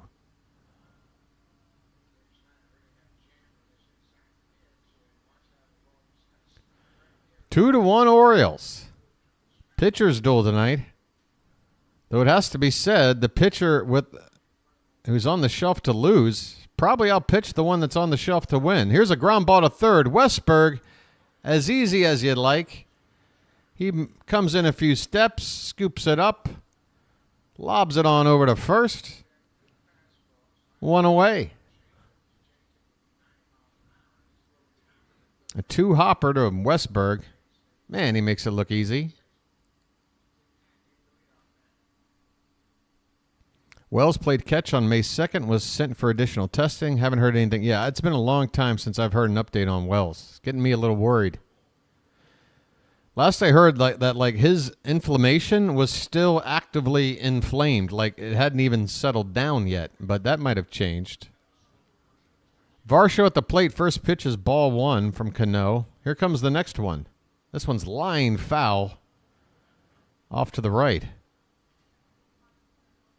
1 ball, 1 strike. Base is empty, 1 down in the top of the 8th.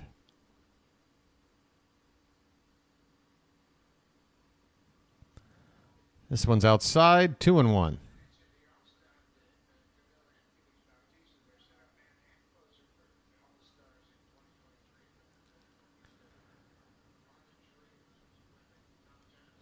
Adley with that.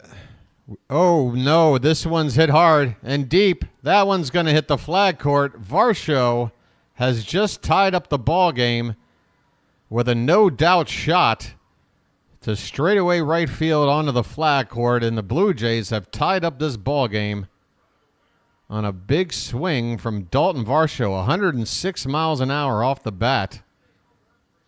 That ball was crushed.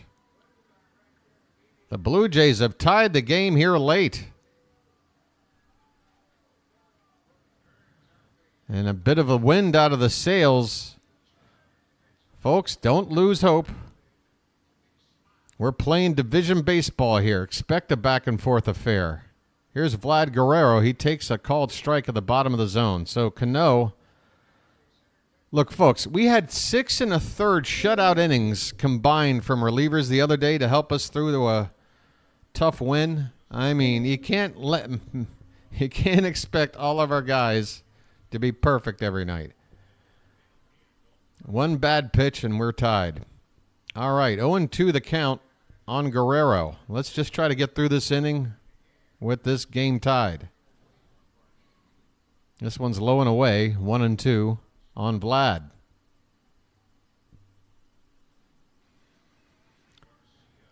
Yimi Garcia, a righty, now up for the Blue Jays. My friend, do you want me to go to an early grave? We've got double barrel action up. Jacob Webb, the righty, and Danny Coulombe, the lefty.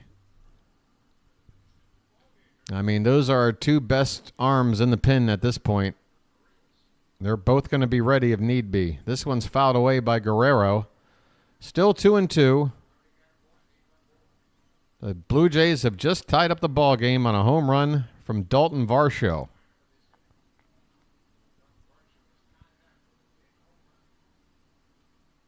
Pitch. Low. And the count goes full on Guerrero. Bo Bichette is on deck. He's already got a 3-hit night. Probably his first 3-hit night of the season, considering he came into the ball game barely hitting 200.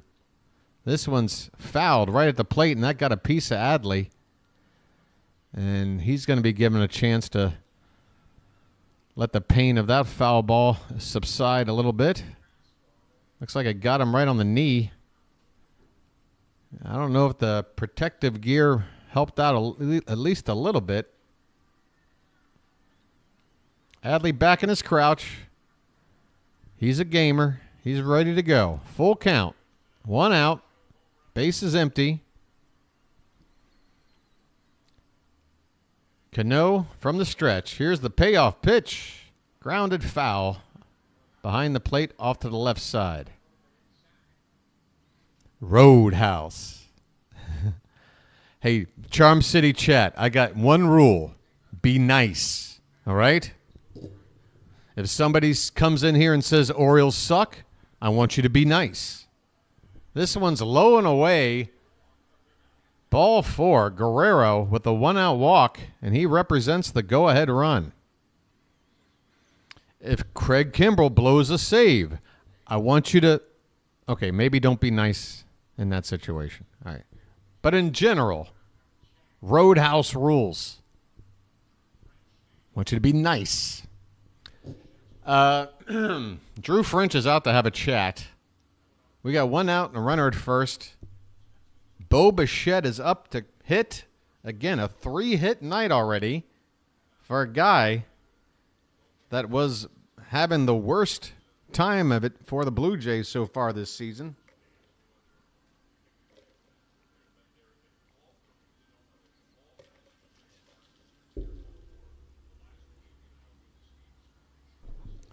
If we can just prevent him from going 4 for frickin' 4, maybe we'll be all right.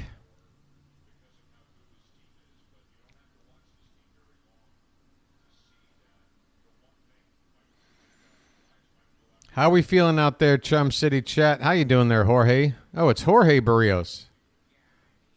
You just put money on Corbin. To what?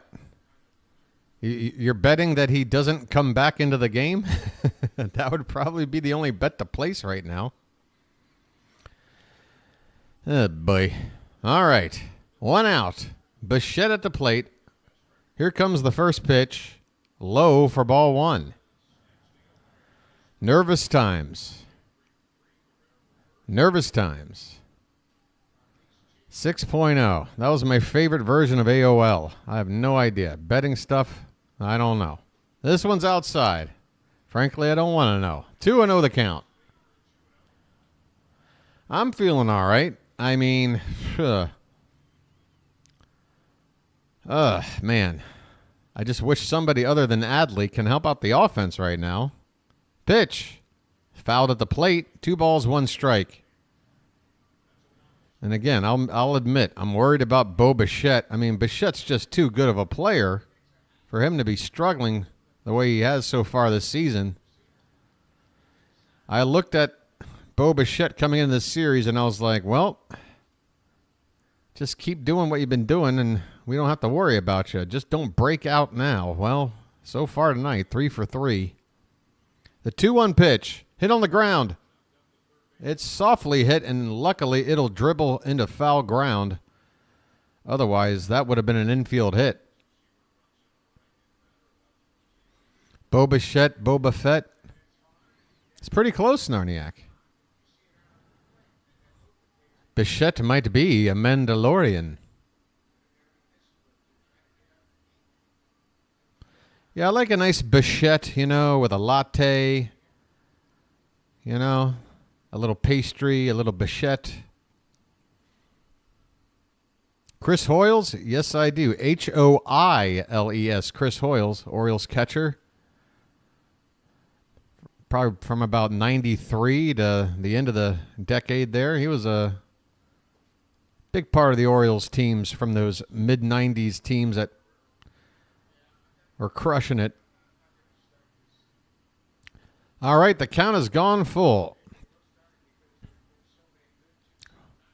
Runner at first. Let's see. There he goes. Guerrero is off, and the pitch is fouled off to the right. So Guerrero was sent on the full count, but will now go back to first. And I got to imagine Guerrero, not the sort that wants to do this sort of thing more than once in an at-bat.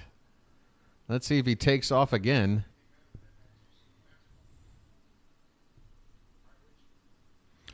Hey, don't worry about it, get up. I'm still immature now. Another payoff pitch, outside corner. Throw down to first, and Guerrero. It doesn't matter because it's ball 4. Oh, boy. That pitch was close, but unfortunately, Rutschman had to jump out of his crouch. He couldn't sit there and just frame that pitch. He had to get up and throw down because he probably thought that was a strike. It could have been a strike him out, throw him out situation, and the inning would have been over. Instead, there's only 1 out, and now 2 men on base after the walk. I mean, you want to talk about a huge turn of events on one play. That was it. Cano's day is over. We're going to the pen. I'm assuming Danny Coulombe. Indeed, Coulombe, the lefty now, is going to come on out here. With Vogelbach due up to hit, we'll see if the Blue Jays counter with a move. Vogelbach, the DH. Certainly if they've got a righty they feel more comfortable with, they can go to anybody because they'll just take over the DH spot and not have to worry about who's playing where in the field. 2-2 ball game. And I'm going to leave this up to the chat tonight because I don't want to have any responsibility, but I'm throwing out a poll right now, okay? Should I put on the hat? Let's be honest. It's getting near that time. I've been thinking about it in my own mind. I was trying to refrain while we still had the lead. But at this point, folks, if you have zero understanding of the hat, then I wouldn't vote on this. This is really a vote for people that understand and have some sort of context involving the hat. I'll leave the poll up until we get back to the action. The thing is, I can't wear it inside out, my friend. I wear it the same time every time. I'm not going to change it now. Plus, this is my only Orioles merch, and I don't want to wear it inside out. I like the way it fits. the way it is now. Overwhelming amount of people telling me yes. So, folks, I got a feeling that poll is not going to... Oh, got a little bit closer. Danny Coulombe out on the mound. 19th appearance of the season. Lefties are batting 143 off of him. Guess what right-handers are hitting? 100. I mean, it really shouldn't matter for him which side of the plate you're on. Okay, the hat's going on. First pitch. Hit on the ground. Stopped by Mateo. Goes to second for one. Over to first. Two. A double play. And just like that, one pitch, Danny Coulombe. This inning is over. We go to the bottom of the eighth, tied at 2. Folks, the hat has been in my hand the whole time. It hasn't been on my head, but I held it in my hand. So it still counts. The hat still counts. You didn't see me get out of my chair to go grab it. I had it in my hand. I was ready to put it on my head. It's the hat. And it is on for the rest of the ball game. Lock in, folks. Bottom of the eighth in a 2-2 ball game. Battle of the beaks. Which bird is going to outlast the other? It's like watching one of those Planet Earth documentaries. We need that Attenborough guy to come in and narrate this for us. All right. In the bottom of the eighth, here's who's due up. Mullins, Mateo, and Henderson. Are you missing the play? What play would that be, Bill? Let me go ahead and get rid of the poll here. It's blocking too much of my chat. Enough of that scientific research. Oh, doctor. Bottom of the eighth coming up. A little check on the old subscreen as well. A couple more in. There's 755. It's a nice... See, doesn't that number look nicer? Just it's more aesthetically pleasing. It's not just the fact there's a couple more people on board. It's that I'm looking at a number that gives me less anxiety. This I can deal with a number like this. Hey, how about 760? Doesn't take long to appreciate what you get and then ask for more, right? We're human. What are we going to do? I like it a lot. Manager of the year twice in a row. Rob, if the Orioles win on the pace we're on and finish with 108 wins, I don't know how you don't give it to them. All right, Garcia, Yimmy Garcia, that is, comes out for his 15th appearance. And, boy, this guy's been unhittable. ERA of .63, a whip of .49. He's giving up less than half a base runner per inning. And then he gets the benefit of a strike off the plate, both low and outside, on the first pitch to Mullins.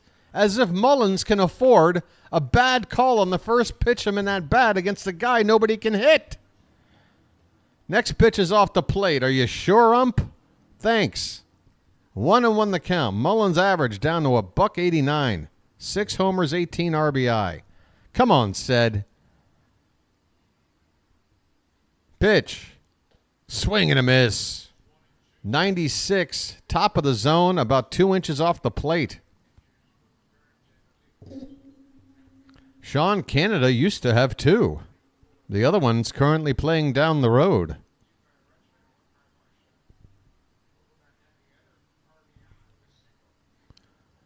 The 1-2 to Mullins. Long hold here by the pitcher with the baseball. Finally, here it comes. And Mullins fouls it away. Wow, Garcia, even with the pitch clock, somehow just stood there for about a solid 10 seconds before delivering that last pitch.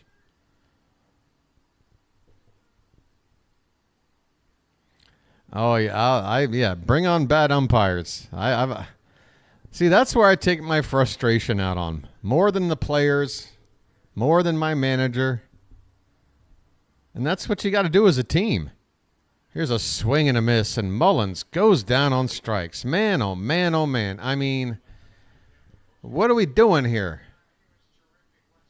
Said, God, your glove is so valuable. But, man, in situations like this, late in the ball game, leading off an inning, it's like you're up there at the plate and I already know it's going to begin with a first out and nobody on base. Come on, Said. Here's Mateo now. 1 out, nobody on. First pitch is called a strike. Man, what a tough pitch by Garcia.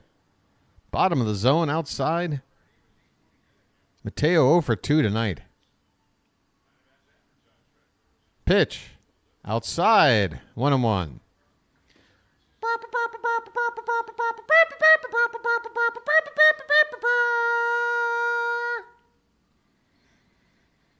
The 1-1. Called strike 2. Dotted perfectly. Again, bottom of the zone, outside corner. 1 ball and 2 strikes.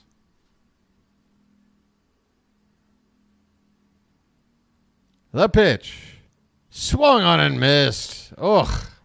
Ugly swing from Mateo on a breaking ball in the dirt. I mean, that's what that pitch is designed for. Garcia got what he needed. A weak, hopeless swing from Mateo for out number 2. Back to the top of the order for Gunna, and we know Gunna can do anything anytime, so I'm heading to the subscreen. First pitch is low for ball 1.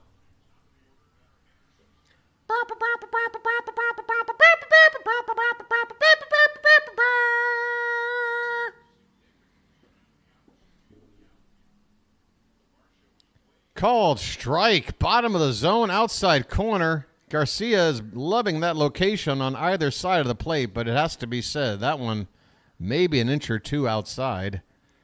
Tough call. Next pitch swung on and missed. Low and in. Henderson thought he had a fastball. That ball diving down toward his feet. The count 1-2. Come on, Gunna. 2 down here in the bottom of the 8th, tie ball game. Nobody on. And a 1-2 to Henderson from Yimmy Garcia. Here it comes. Low. 2-2.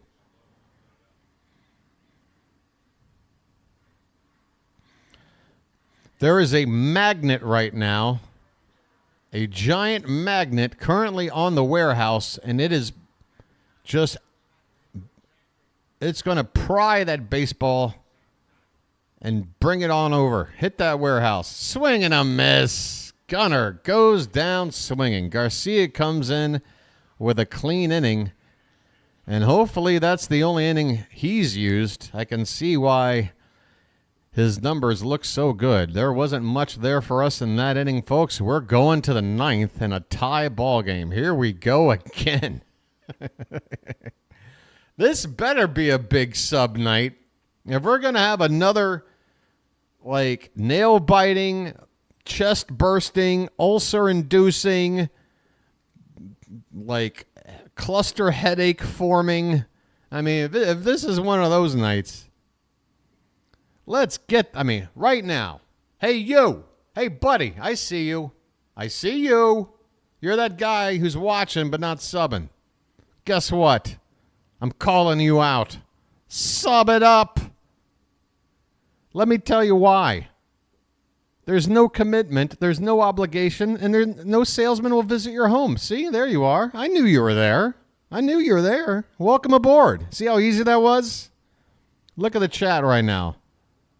The chat is going, hey, welcome number 756. Maybe we should do that, folks. When we're doing a break in the action and we're looking at that sub go up, folks in the Charm City chat, if you want to help me get these numbers up, let's personally thank these people by number. Thank you, number 756.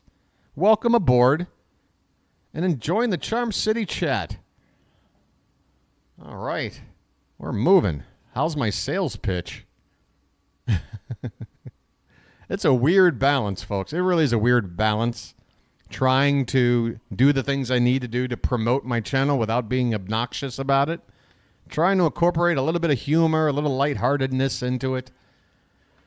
And folks, again, I can't stress it enough. My number one priority is to build a community with fellow baseball fans, Oriole fans, particularly ones that don't have access to the game Or maybe you're just out there and you don't have a lot of people around you to talk Orioles with. I know I don't. I live out here in Thailand. You know how hard it is to find somebody in my area to talk Orioles with? I need to get my passport to go somewhere. Here comes Jacob Webb. And I guess somebody was spamming the chat, and Card Crazed is taking care of business. Appreciate it, Card. Webb's first pitch to Alejandro Kirk here in the top of the ninth is fouled away off to the left. We'll bring it back on over here for now. Hey, a new sub right there. Welcome on in, SCC TV.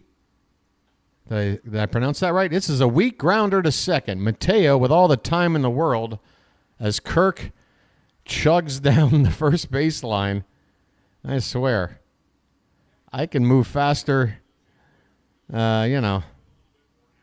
backwards. But what are you going to do? One down here in the ninth. Isaiah Kiner Falefa up next. Yeah, folks, we're at the part of the game now, folks, where usually there's some new people coming in, just finding my channel for the first time, as this one's low and away for ball one to Kiner Falefa. If you're new, folks, don't spoil anything. If you're watching the game on your TV, what you want to do is pause your game the moment there's an out recorded. Like this one right here, as a ball is grounded to short, and Henderson will retire Kiner Falefa. Right there, boom. The next out like that, pause it right there, and then let me catch up, call the out, unpause your game, and now you're synced up and ready to go for the rest of the ball game, folks. There's people here in chat that have already invested a couple of hours of their time following along tonight's action, so please, no spoilers. That is the number one rule. Kevin Biggio is at the plate, and he fouls one back. Biggio is 0 for 3 so far tonight.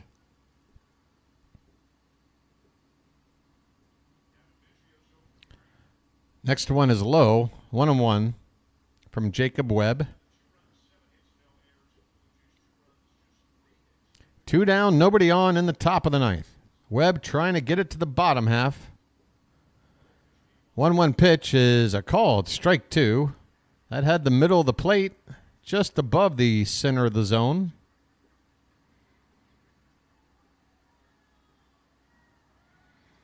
Crowd making noise here with 2 strikes and 2 out. The pitch swung on, popped up.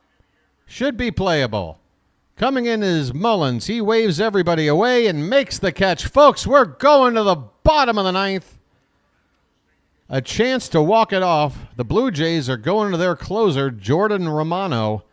It'll be Rutschman O'Hearn and the Blue Jay killer, Ryan Mountcastle, due up third in the bottom of the ninth. And, folks, I'm calling it right now. Mountie is going to give the Blue Jays one more nightmare. It's happening tonight, folks. Let's go. Baltimore get up, says O'Hearn. Hey, I'll take from anybody. How about Adley steps up, first pitch in the ninth, and hits his 3rd home run of the game? Yeah, Cello knows what I'm talking about. How about that for a headline? Adley provides all the offense with 3 solo shots, including a walk-off.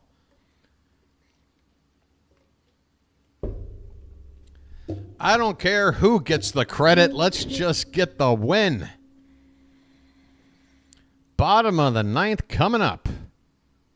Some big bats due up against Jordan Romano. What's Romano's ERA like right now? Look at that. It's over 4, folks. I'd hate to burst your bubble, but the Blue Jay closer has a worse ERA than Craig Kimbrell. And I'm sure he's not up to 4 wins like Kimbrell is either. So as much as we can't tolerate Kimbrell from time to time, A, make it 3 straight appearances where he's looked okay in middle relief. And B, well, I say middle relief, one of those 3 appearances he came out in extra innings, more out of necessity than anything. I'm not sure they were planning on using him for back-to-back games, but that was a long ball game, extra innings. Everybody got used. But yeah, Romano here with an ERA over 4. All right, folks. I can see he's already thrown his first pitch. It's right there on the screen. Folks, we are going bottom of the ninth, subscreen time. Every call, rely on your boy, the BirdWatcher, to see you through. And as I say that, I'm going to have to refresh the ball game because it's that time of the evening. Oh, what happened? Oh, don't you dare. You are not doing this to me now. No, sirree, Bob. Nope, I'm not having it. I'm not having it. What do you mean? Did they take my game away in the bottom of the ninth? Don't you dare do this to me right now. Folks, stand by. My humble apologies. I'm going to have to break out the emergency, in case of emergency, break glass here. Hold on. Your boy's got you covered.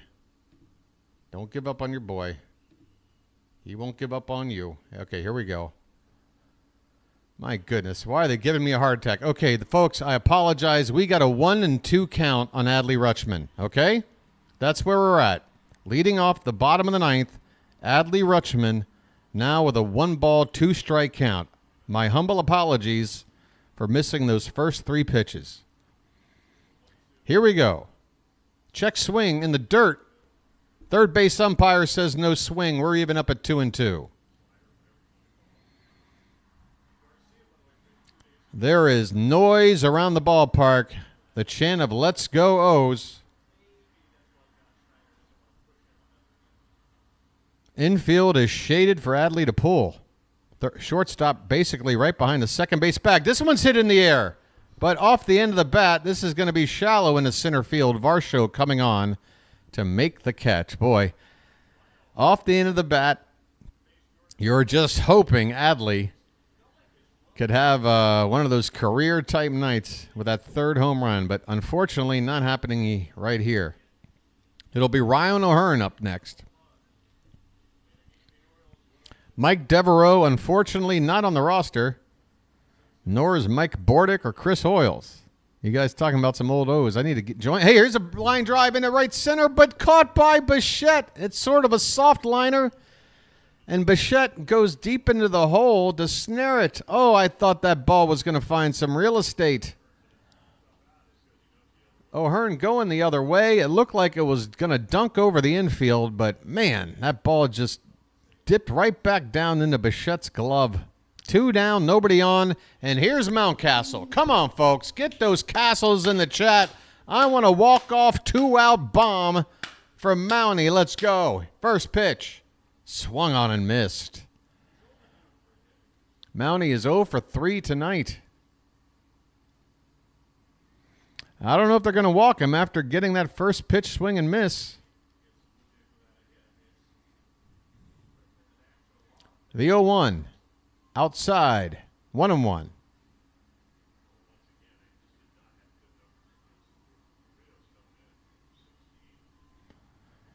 2-2 ball game, bottom of the ninth. Base is empty, 2 down.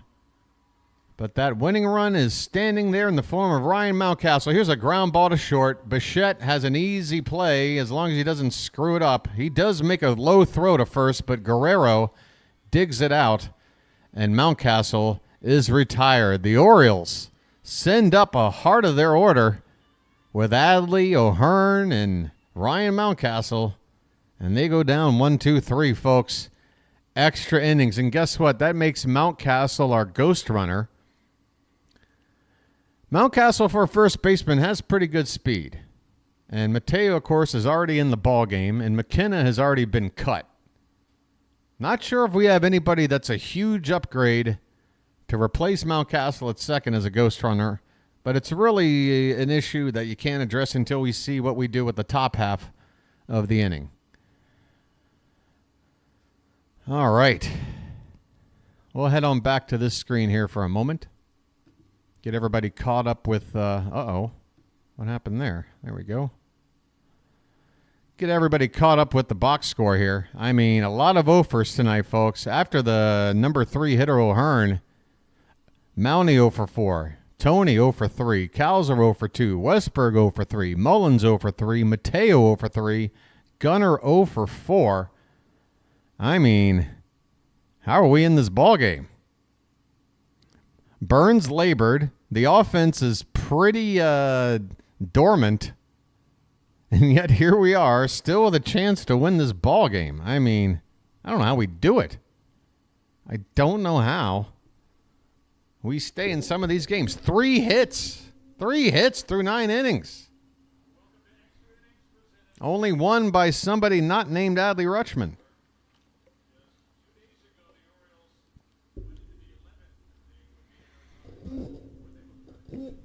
B.J. Surhoff. Man, I love B.J. Surhoff. Okay. What do we got here? Jacob Webb out for another inning? Is that what I'm looking at? Where are we at here? Jacob Webb is indeed out for his 2nd inning of work. And uh-oh, here goes my cursor now. Here's a bunt attempt, and it's going to not only work, it's going to allow the bunter himself to reach with an infield hit. Boy, that ball was perfectly placed toward the third base side. Webb tried to field it but had no play. So Toronto showing us why, especially when your road team, just get that runner over. And even if you do it in a situation like this, it proves it might even pay off and get you another runner on. Oh boy, we've got ourselves a doozy now. 1st and 3rd, nobody out. Again, though, that ghost runner, if he scores, he can't get too upset because if we're doing our job, we match it in the bottom half of the 10th. The idea is to not let more than 1 run score here. As Schneider up at the plate looks at a called strike. Davis Schneider. So far 0 for 4 tonight.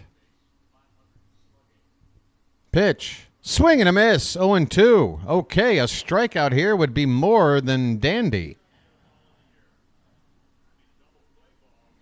Let's see what Webb and Adley can come up with on a good count for us to try and strike out a batter. 0-2.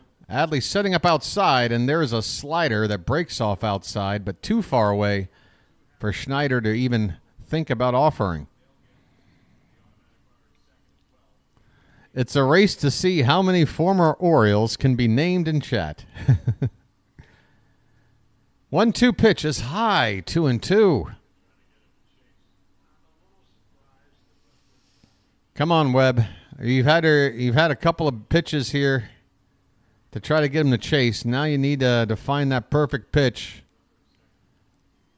I'd bust him in on the hands if I were you. 2-2. And instead he goes away, and Schneider, with a protective swing, fouls it off. Has anyone said Mickey Tettleton yet? And if not, what's wrong with you? Mickey frickin' Tettleton. Here's a check on the runner.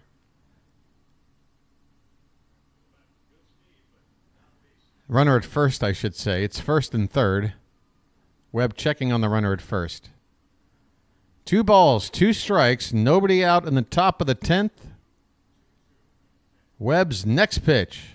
Up and away, ball 3. Man, he really missed the target there. Adley wanted it up. He wanted it outside, but he wanted it in the zone.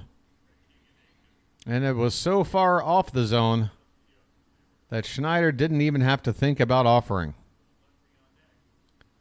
Full count.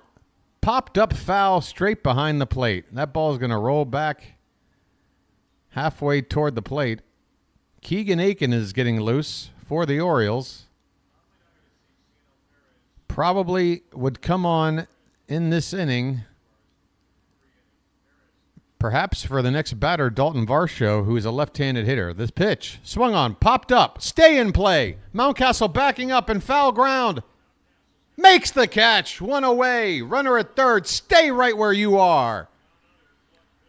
Stay right where you are. 1 away in the top of the 10th. Remember, folks, that ghost runner, if he scores, yeah, it ain't fun, but again, if we're doing what we should be doing, we match it in the bottom half. But right now, we're going to have a pitching change. Keegan Aiken is getting the call. Dalton Varsho, the lefty, due up next.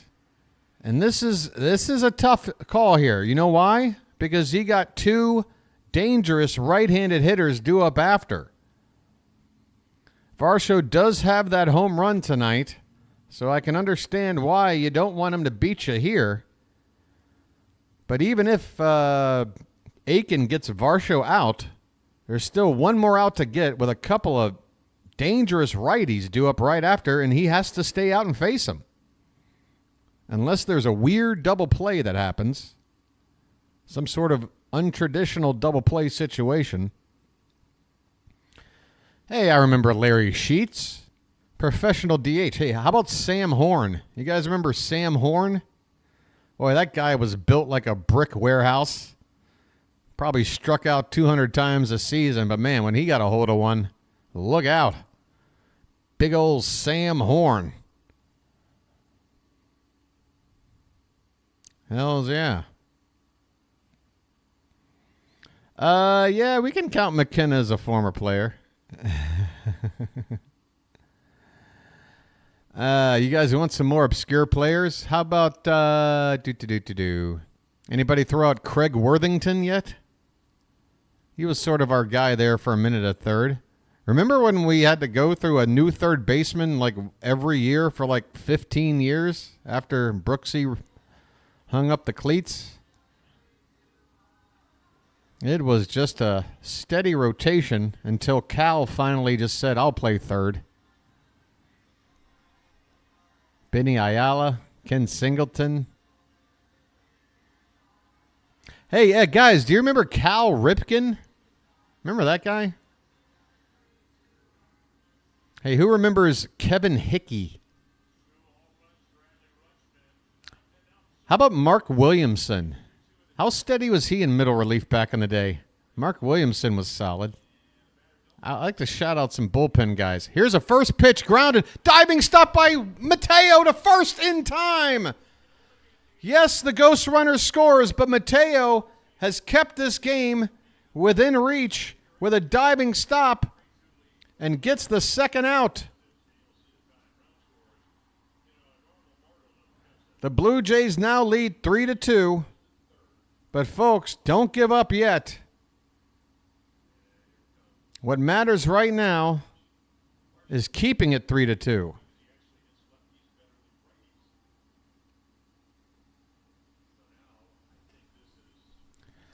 And this is the situation I'm talking about here. Aiken has to pitch to somebody. A base open. Guerrero coming up, but Bichette, who's already got 3 hits tonight, would be the next guy. Both right-handed hitters. Aiken's got to pitch to somebody. This is going to be tough. Yeah, I loved Mark Williamson's demeanor on the mound. He had that Mike Mussina kind of stare, you know?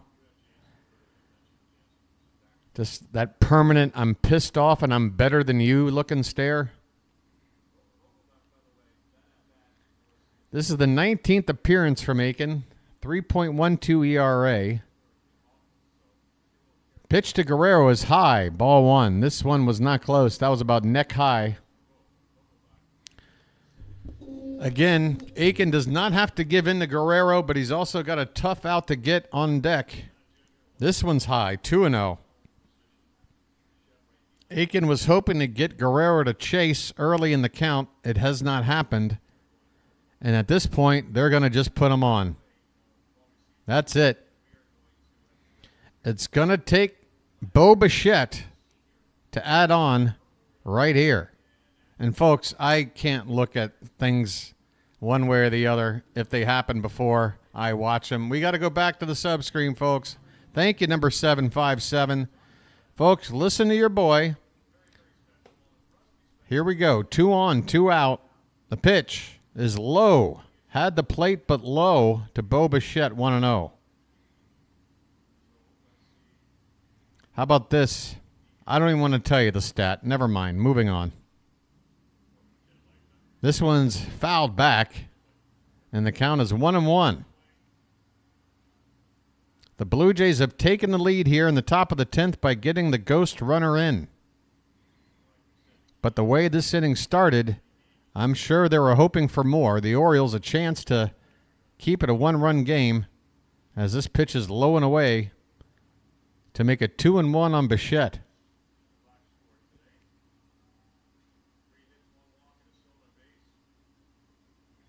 Not only has Bichette gotten 3 hits, he's also gotten a walk. This one's low and away. Same pitch, same location, same result. That's the definition of insanity, Mr. Aiken. And now we're 3-1.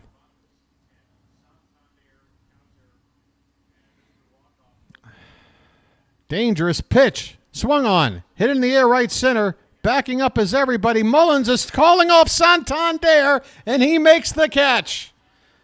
About 10 feet in front of the track, right where the opening to the groundskeeper shed is, Mullins tracks it down. We go to the bottom of the 10th. The Blue Jays lead 3-2. By the way, left on base tonight, Toronto 8 men, the Orioles just the 2. We have done so much with so little, and now all we got to do to keep this game at least alive is play some fundamental baseball and score that ghost runner. Mountcastle is the guy scheduled to be that ghost runner. And again, I'm not sure between Austin Hayes, James McCann, forget it, Ramon Arias, Kyle Stowers. Anybody got a report on Stowers' speed? As far as I know, he's not exactly a speed burner. And again, Mountcastle, pretty good base runner, pretty good speed for a first baseman. I mean, he did beat out a triple just the other day. Either way, Santander will be at the plate. Why not Mullins? He's already in the game. My friend, where have you been? You can't just move a guy from another part of the order and anoint him the ghost runner. It's whoever made the last out in the previous inning. In this case, that's Ryan Mountcastle. Santander is 0 for 3 tonight. He is due. And folks, he's been pretty clutch lately. Folks, I don't want anything spoiled at this point. I've got you all caught up. You can see the Orioles 6 pitchers into this already. Cano, unfortunately, couldn't get an out. Gave up a walk and a hit to tie up the ball game. Ouch. Here we go. This is it. Subscreen time, folks, to take you home, hopefully, with a win. Anthony Santander at the plate. Our fastest player is Mateo. He's already in the game. Next fastest is Mullins. He's already in the game. Next fastest is Henderson. He's already in the game. Folks, what I'm trying to tell you is we don't have that speed guy on the bench. First pitch to Santander is up and away for ball 1. Mountie at second. Number 1 priority, make sure he gets the third. This one's hit in the air right field, down in the corner toward the foul line. Should be enough to get Mountie to third. Let's see. Here he goes. Here comes the throw. Mountie is safe. Oh, and look out. Mountie took his foot off the bag for half a second, and Clement over there was ready to pounce and swipe a tag, but Mountie with his foot on the bag. The tying run 90 feet away with only 1 out. Folks, we need some fundamental baseball to tie this ball game up. And who else but Colton Causa? What a chance for him to make up for that double play ball he hit in extras the other night. He's got a chance to do something big right here. At minimum, tie the ball game. At most, set us up to win. Romano from the stretch, the pitch. Swung on and fouled off of Causer's leg. And the count is 0-1.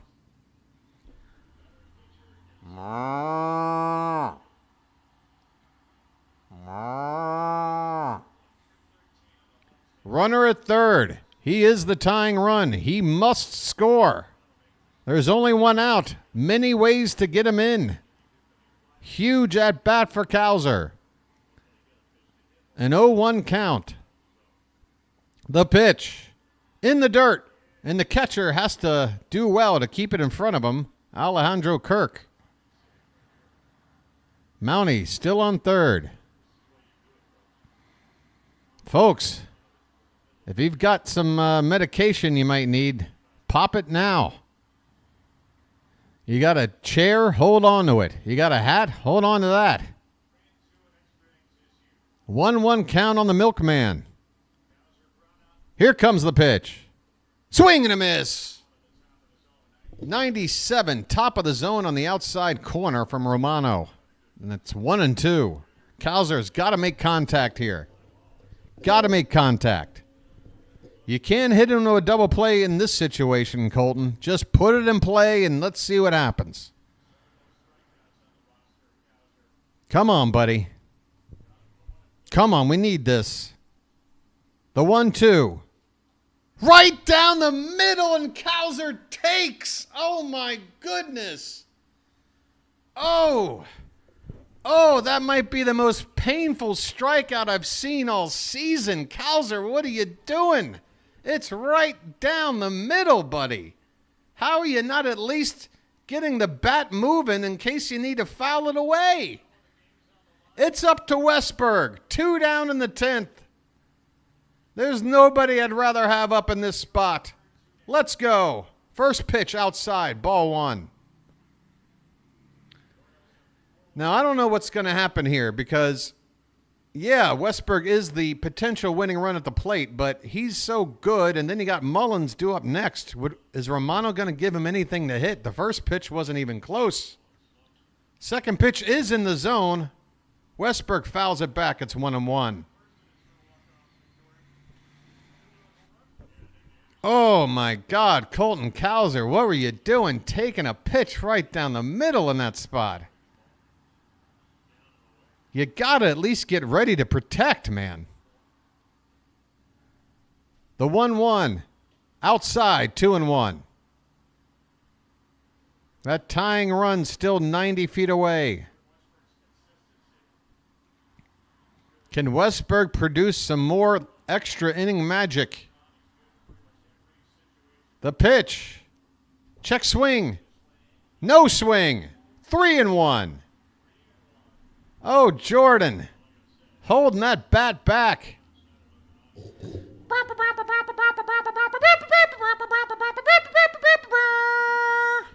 That had to be a fast one because the next pitch is coming soon. We got a 3-1 count. Runner at third. The pitch. Outside. Ball 4. The winning run is on at first. But I'm telling you right now, Romano did not want to give Westburg anything to hit. He knows the situation. He knows a guy struggling is up next. Lefty, righty, that doesn't matter here. He's a closer. He wants to get the easier out, at least in his own mind, and it's going to be up to Cedric Mullins, folks. No pinch hitter, no nothing. This is it. Can Mullins finally make up for this slump? Come on, Ced. Please. First pitch. Swung on, grounded. Second base. And that's going to do it. One pitch. Mullins grounds out to second, and the Blue Jays win this ball game in 10 innings. Final score, Toronto 3, Baltimore 2. The Orioles, just 3 hits tonight. Honestly, I don't even know how we were in this game as long as we were. We had a chance. It didn't work out. It's a 2-game losing streak, folks. That's the bad news. Here's the good news. It matches our longest losing streak of the season, 2. Can you handle it, folks? Can you handle 2 straight losses? We're going to have to. Guess what? Every other team in the league has had to already. All right? We're going to get through this. It's a tough one. Again, final score, Blue Jays 3, Orioles 2 in 10 innings. Man, oh man, oh man. Let's go back on over to the box score. Oh, folks, the hat couldn't do it. The sub-screen, I mean, it was working there. It was working there for the longest time. And there were a couple of moments where if we just played a little fundamental, this game's at least still happening. But, man, that Cowser strikeout right down the middle, that hurt. That felt like an arrow to the chest. Right down Broadway on a 2-strike count. What are you doing, Colton? At least get halfway into a swing and then, hold up if you see it going somewhere, if you think it's moving somewhere. It didn't move. It was just right down the middle. Oh, God, that's going to haunt my dreams. Oh, boy. So let's take a look at tomorrow's pitching matchup and start time, folks, and I'll get you on out of here. I know, folks, yesterday we got clobbered, then today a nail-biter loss where we can point to a couple of situations and go, man, oh, man, if only. Especially Mullins. Mullins coming up 2 times late in the ballgame in critical situations. One to lead off an inning and where he made a quick out, and then right there to end the ballgame. Here's what we got happening tomorrow, folks. Kyle Bradish is back out on there on the mound. And, folks, we're still waiting for Bradish to go more than 5 innings. I hope he can do it tomorrow. He's got no record at the moment, an ERA under 2, and he hasn't given up a home run yet. Chris Bassett, the opponent. Folks, if we can't get to this guy, come on. 20 walks. 20 walks Chris Bassett has issued already. That's about 1 every other inning to go with more than 1 hit per inning. I mean, that whip is ugly. A .55 and an ERA over 5, a 3-5 record. He's given up 6 bombs. Your boy, okay, look.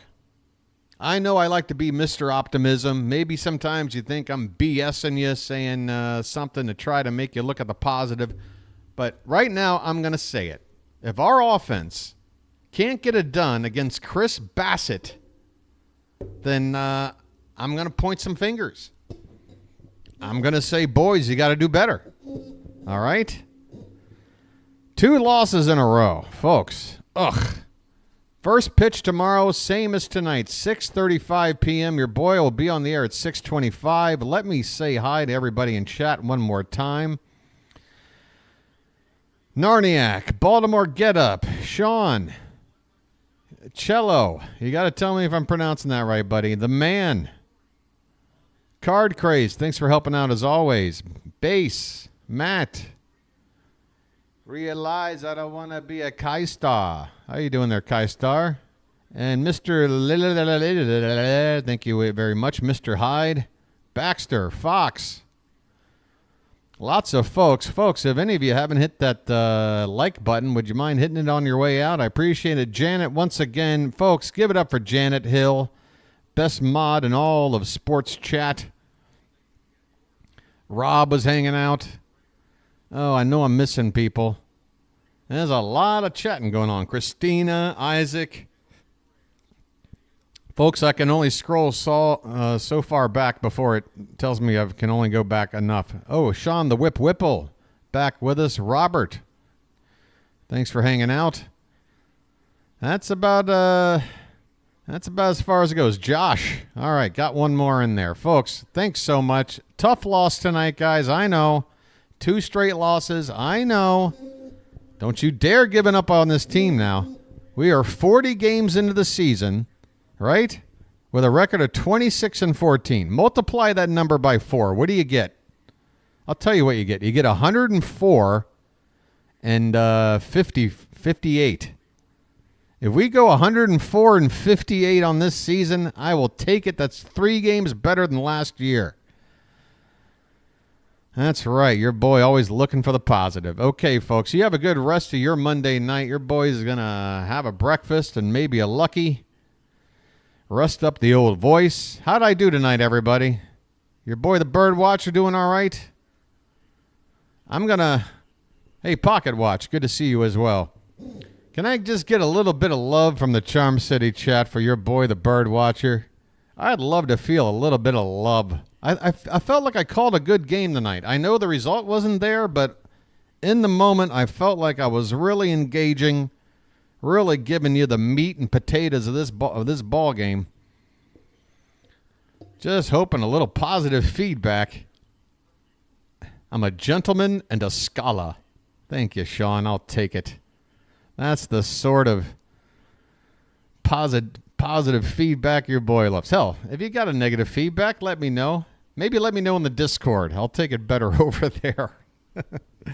But, yeah, I enjoyed it, guys, even with the result. Hanging out with you guys on a nightly or morning basis, whatever the case may be. Fantastic stuff. And, again, we're not even a quarter of the way through this thing, and that's not including October. Fantastic stuff, guys. Thanks so much. I hope you guys have a good night. Kyle Bradish on the mound tomorrow, same time, 6:25 p.m., folks. I want you back here on time. Huzzah! That's going to do it for the BirdWatcher.